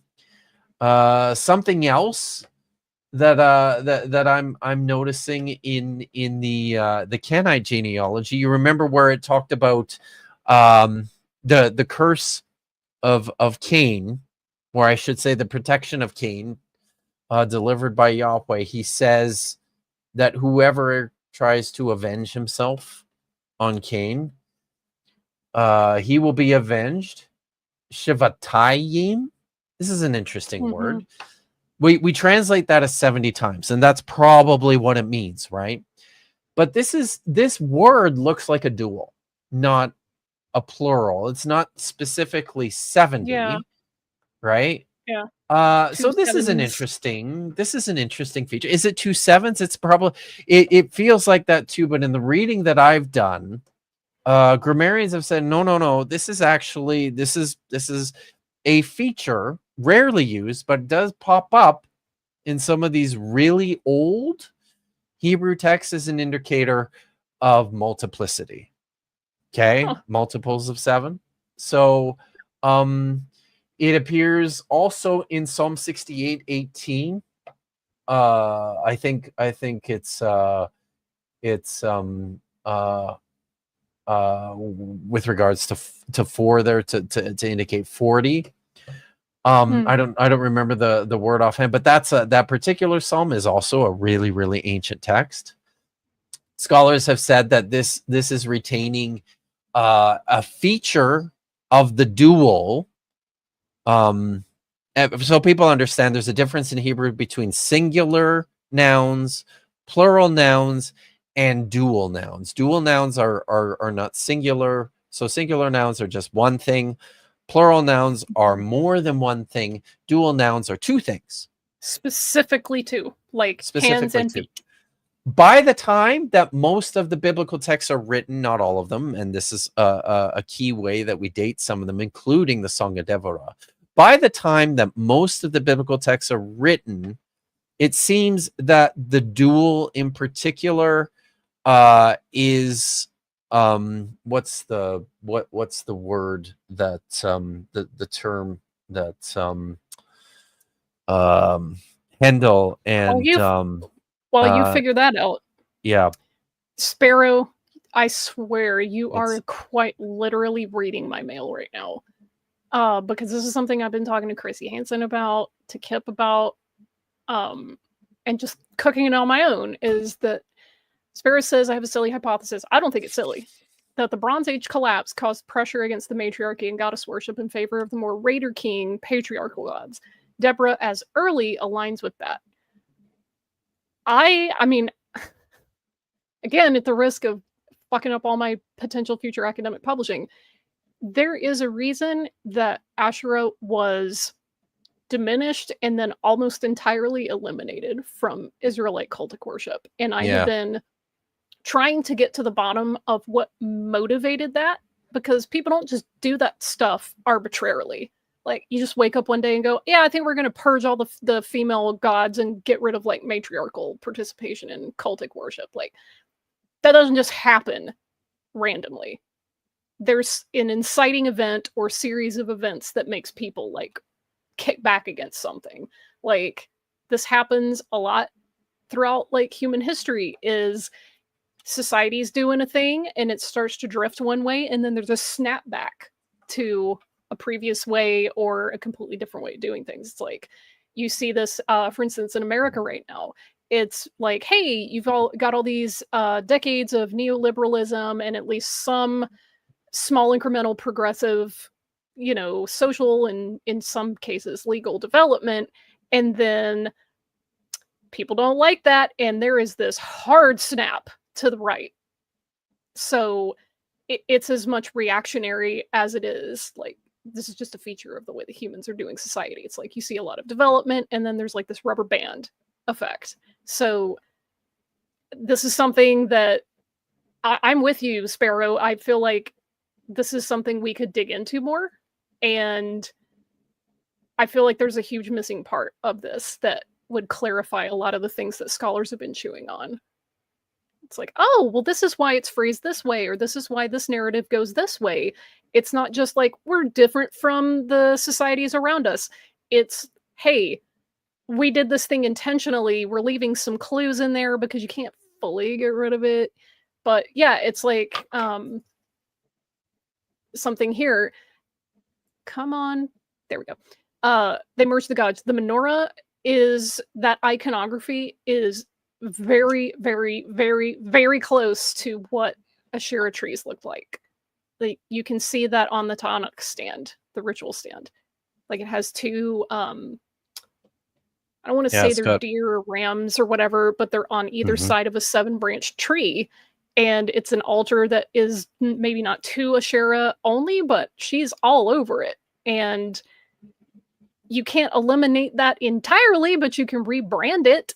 So yeah, this, man, there's so much cool stuff going on in history, and we just don't have the fuller picture, because some of this was intentionally like streamlined and consolidated, and things like people meddle in history.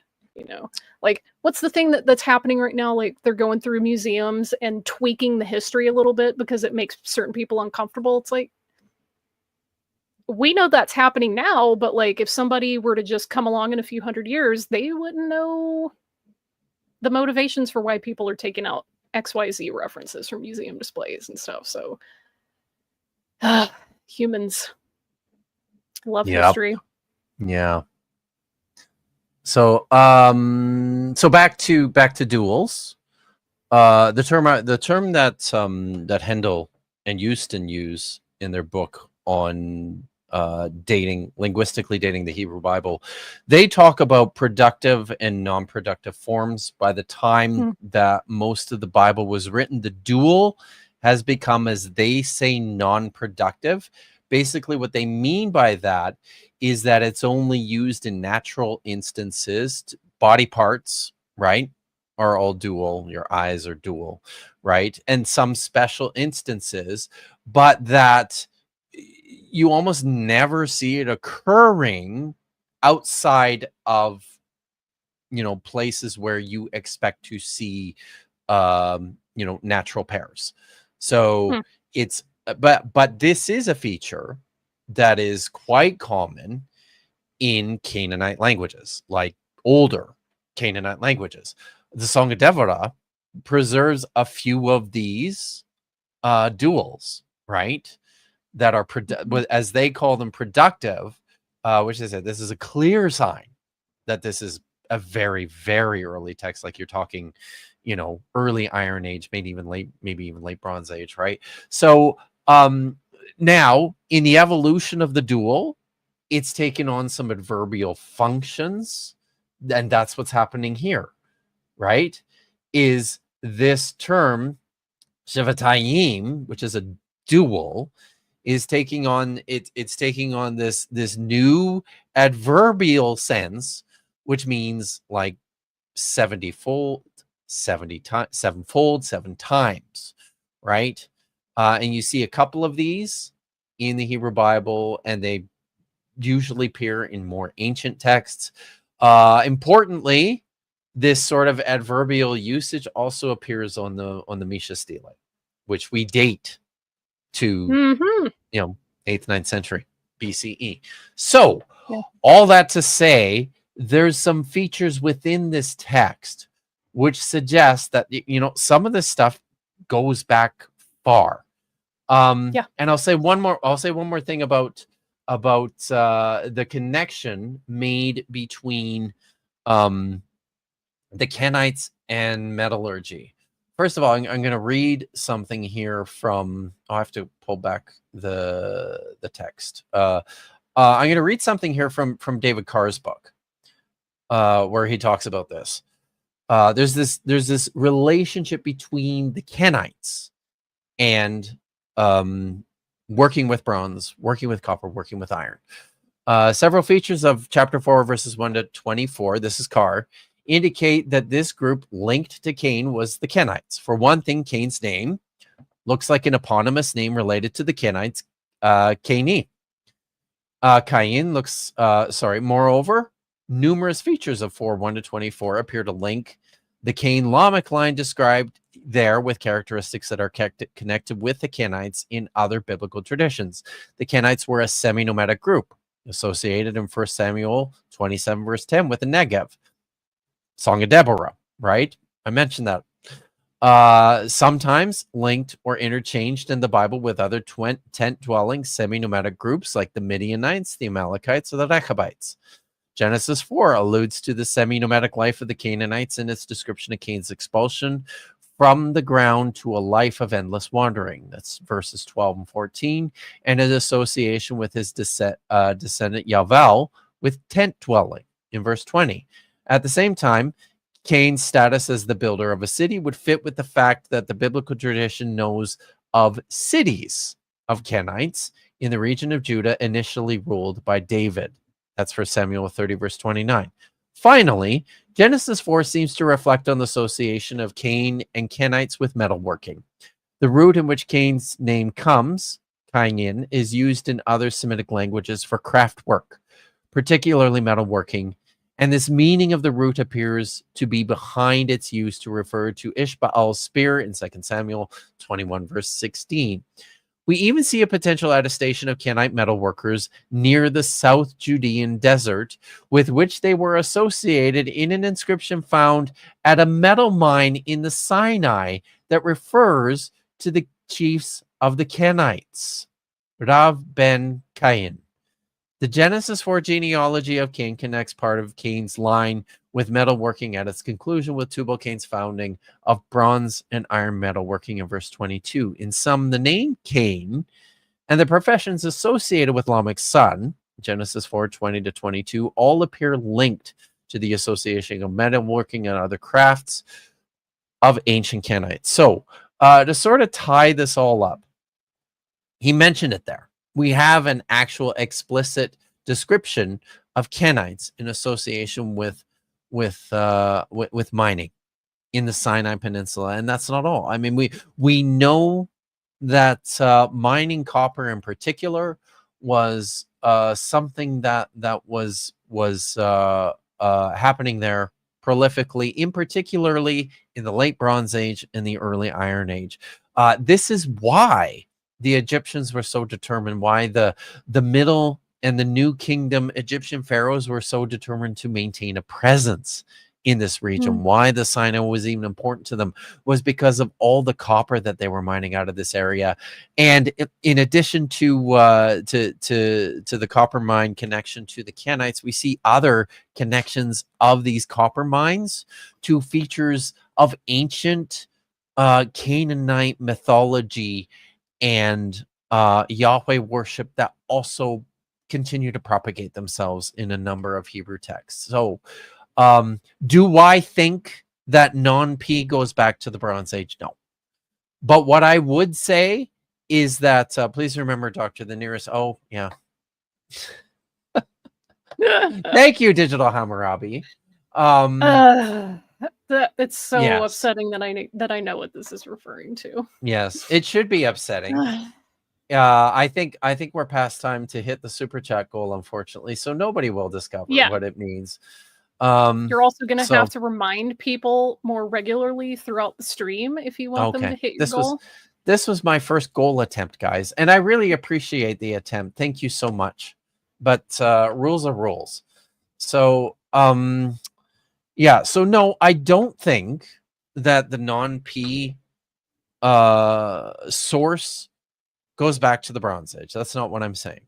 What I do think is that the non-P source goes back to a time when this Kenite genealogy was still something of significance. A time when these people were still living in and among the tribes and among within the kingdoms of Israel as a distinct group, as nomads and, you know, still artisans within the area. And this time, it seems, probably, you know, I would say at the very latest, you're talking about a 7th century text. I think it's certainly pre-exilic, if not 7th century and maybe even 8th century. So, you know, when it comes to dating the Torah, yeah, we've got a text that is in many respects super late.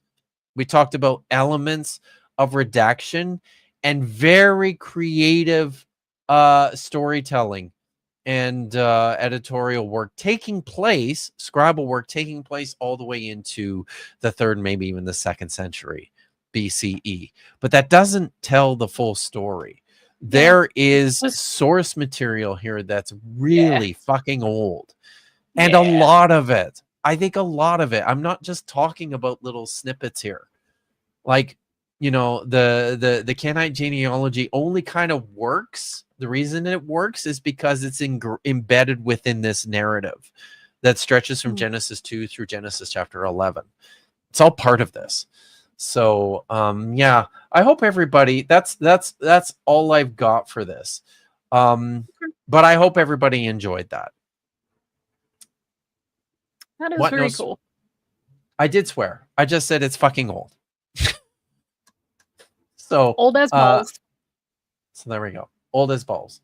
And I think I have a few more super chats to read, and then we can get out of here because it's already 4:30. We've been going for 2.5 hours. And I've got evening stuff to do with getting dinner going and feeding. As dogs. do I. As it's almost Shabbat. It's almost Shabbat. I don't believe there is toast to toast tonight. Which is sad, and that probably means that I'm going to end up watching, you know, the Friday live stream of the now disgraced Egyptologist, and that's my own issue. Or maybe you can catch up on some spooky movies with spooky movies. The niche market. Maybe we could do spooky movies tonight. Hey, if you're still much more fun, if you're still around to critique my math, and I'm talking to the dinosaur now. Is he still he's around? Probably getting ready for a game right now. Oh, okay, right. Well, yeah, I'm absolutely. That sounds like a potential plan for this evening. I'm all for that. Last of the super chats here. Thank you, Misinterpretations. This is so cool. I think it's cool. I like to see the intertextuality. I like to dig into the really esoteric elements of the text. I like to come up to solutions to things, and I like to see what what it's doing with its primary source material as well. Yeah. But now I You see why envision people do email. numerology with the Bible, right? Yeah, I mean, look, I will say this. Anybody that spends enough time around me knows, like, you guys have seen it. I'm very practically minded. I really like the scholarship. I love history, and I love just, hey, what can we actually demonstrate with what we have? Or at least make a pretty Yes. convincing case for. Yes. When I'm studying on my own, I love going into the Area 51 stuff. I'm a mystic. I love it. And when it comes to this, let's just say, for the sake of argument, that whoever was the redactor on, the segment of Genesis 4 and 5 did put all that crazy number stuff in there. Cool. It doesn't prove divine authorship. It proves that Sure that doesn't. person probably was neurodivergent. Fucking Again, smart. because that's Just- how humans are. It's not Yep. like this is a new phenomenon. There are people in history that have been freaking obsessed with numbers and patterns and all this other like stuff going on. That's not new. So that's about as far as you're going to get me personally. You're not going to be able to like make a case that this proves magical divine authorship. Like, no, it probably just proves that this person like was neurodivergent, which is fine. I'm fine with that. I don't require divine authorship in order to be a mystic, because being a mystic is just for you on your own little personal, study sessions and whatnot. But yeah, like the real life history, it is endlessly fascinating to me. This is why, like, Kip's shirt reads, I fucking love the Bible, because I fucking love history. I love learning all this stuff. Like, why did they write it this way instead of a different way? Why did they, do clever wordplay here, but not in another place? Like, it's so freaking cool. It's very cool. It's very, very cool. And I appreciate that there are still 70 of you out there who find this as cool as we do. And yes, I will check my email. Thank you. Thank you, Misinterpretations. Oh, we have another one. Oh, cool. We have a couple more. Darn it. Reach his goals. This he is must. This is my good friend, the governor. Thank you so much for the $4.99 super chat. And yet we fell short, I'm afraid. Genesis is one of those really long Yelp reviews. I don't know. I would say that's more the prophets and the Lamentations and Psalms. There's a lot of Psalms that are like Yelp reviews. Like, God, how could you let this happen to me? Yep. Claude Simeon, will you This is ever for join you. the Saturday Night Debauchery stream? I mean, have I been invited to them? Yeah, I have sent you an invitation. And maybe I was out of town, or just I think you were just, yeah, it might have been. And there were a couple of weeks recently where we were streaming and you were sick, or you were busy. Right, yeah. Like, so a lot of times I think we streamed when you were doing Comic-Con. Really, yeah, that was another thing. I was working. Yep. So that, or I take my little Saturday afternoon nap and I wake up and I'm just like, I don't want to do anything else. I just want to like be a potato and eat junk food. So that's also probably part of it. It'd be good to have you there. I mean, there's probably a little bit too much masculine energy in the You're saying as if I'm not used to that in every space that I go into. I know, but augmenting. Think of augmenting. So we are streaming tomorrow night. I'll send you the link if you want to join. So yeah, bad screening. But I recognize that you have extended the invite, and I will make an attempt to perhaps one day be there. Okay. Maybe we'll see you there. So tomorrow night, everyone, budget scripture Saturday is tomorrow night. I am probably going to move the time back to 10 o'clock Eastern, just because poor Nitty making it earlier has such a difficult time staying awake on the little earlier. Yeah. Such a difficult time staying up so late. But he's an absolute trooper. So look for that. And I think Vish, you even saw it. I feel like what happened last Sunday, what's going to happen tomorrow night is I thought it important to just continue from where Maya Adkisson and I left off on Sunday, because you felt a disturbance in the force. I did. I did. And Yes. we only got 4 minutes through that absolute. It was a little past 4 minutes. I think you shit actually got to show. at least 5. Did we get to 5? I think we got to 5. I think so. So, It was at least 5. But we will return to that, because my Okay. God, it's Yeah. it's a thing. So make sure to come out, people, tomorrow night at 7:00. And I'm also very happy, I think I can announce this, that next week on Friday there will be another installment of Bible Scotch and Scholars with myself all right. and my good friend Dr. Joel Carrico. He's going to come over. He's going to bring scotch. We're going to sit in this Excellent. room. We're going to drink, and we're going to talk about the crappy shit that each of us have done over the course of the last month in terms of our scholarly work, and make fun of each other. So look for that. I don't know exactly what the time will be for that, but it's coming. That's coming next week on Friday, and there will be another Kitty Breed next week on Thursday. And yes, Friday next week, August the 15th is book launch day. That is book launch day.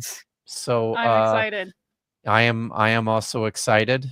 So I've actually ordered copies already. I had to go about it a roundabout way, because there's this stupid glitch with Amazon whereby since COVID they don't send author copies to Canada, which means that I had to go through someone else and actually had to pay a little bit more money. Yeah, so and I think it probably doesn't deliver quite as fast. So we'll see. Ridiculous. I can't get my tracking number to work, so I don't know what the fuck is going on, but I hope that I will have actual physical copies in my hands next week, and there will be copies. Can we pre-order? And no, it's as far as I know, not. I know. 2025. Come on, it's man. 2025. In the future. So it's not my preference, but this is how it's worked out. There might be a pre-order link that shows up this week. I haven't actually checked I think in a while. People Let's want check. Shall we? They do want it. Let's check and see. Nope, nothing there yet. So sadly, Hey. but it's coming. So, Okay. All right. Do we have anything else, or is it time? Is it time to end? You and I are going to be on Dapper Dinosaur's channel tomorrow Oh, morning. yes. And we'll continue to go through some more probably Billy Carson nonsense. And then you've got, was it your Saturday night show? And then you've got Sundays. So you're going to be busy. What am I doing on Sunday? Are you not going to be on Bad Science Sunday? No, I'm not. That was last week. Okay. So, all right. I believe Ember is going to be on Bad Science Sunday, Nice. but I will certainly be there for Bad Science Sunday, and all of you should be there for Bad Science Sunday as well. But yeah, so we'll see you guys tomorrow on Dapper's channel, and then in on Budget Scripture Saturday tomorrow night, and I guess that's it. So I'm finding my outro somewhere. There it is. Okay. Take care, everyone. As always, Ha Tikva. Ha Tikva.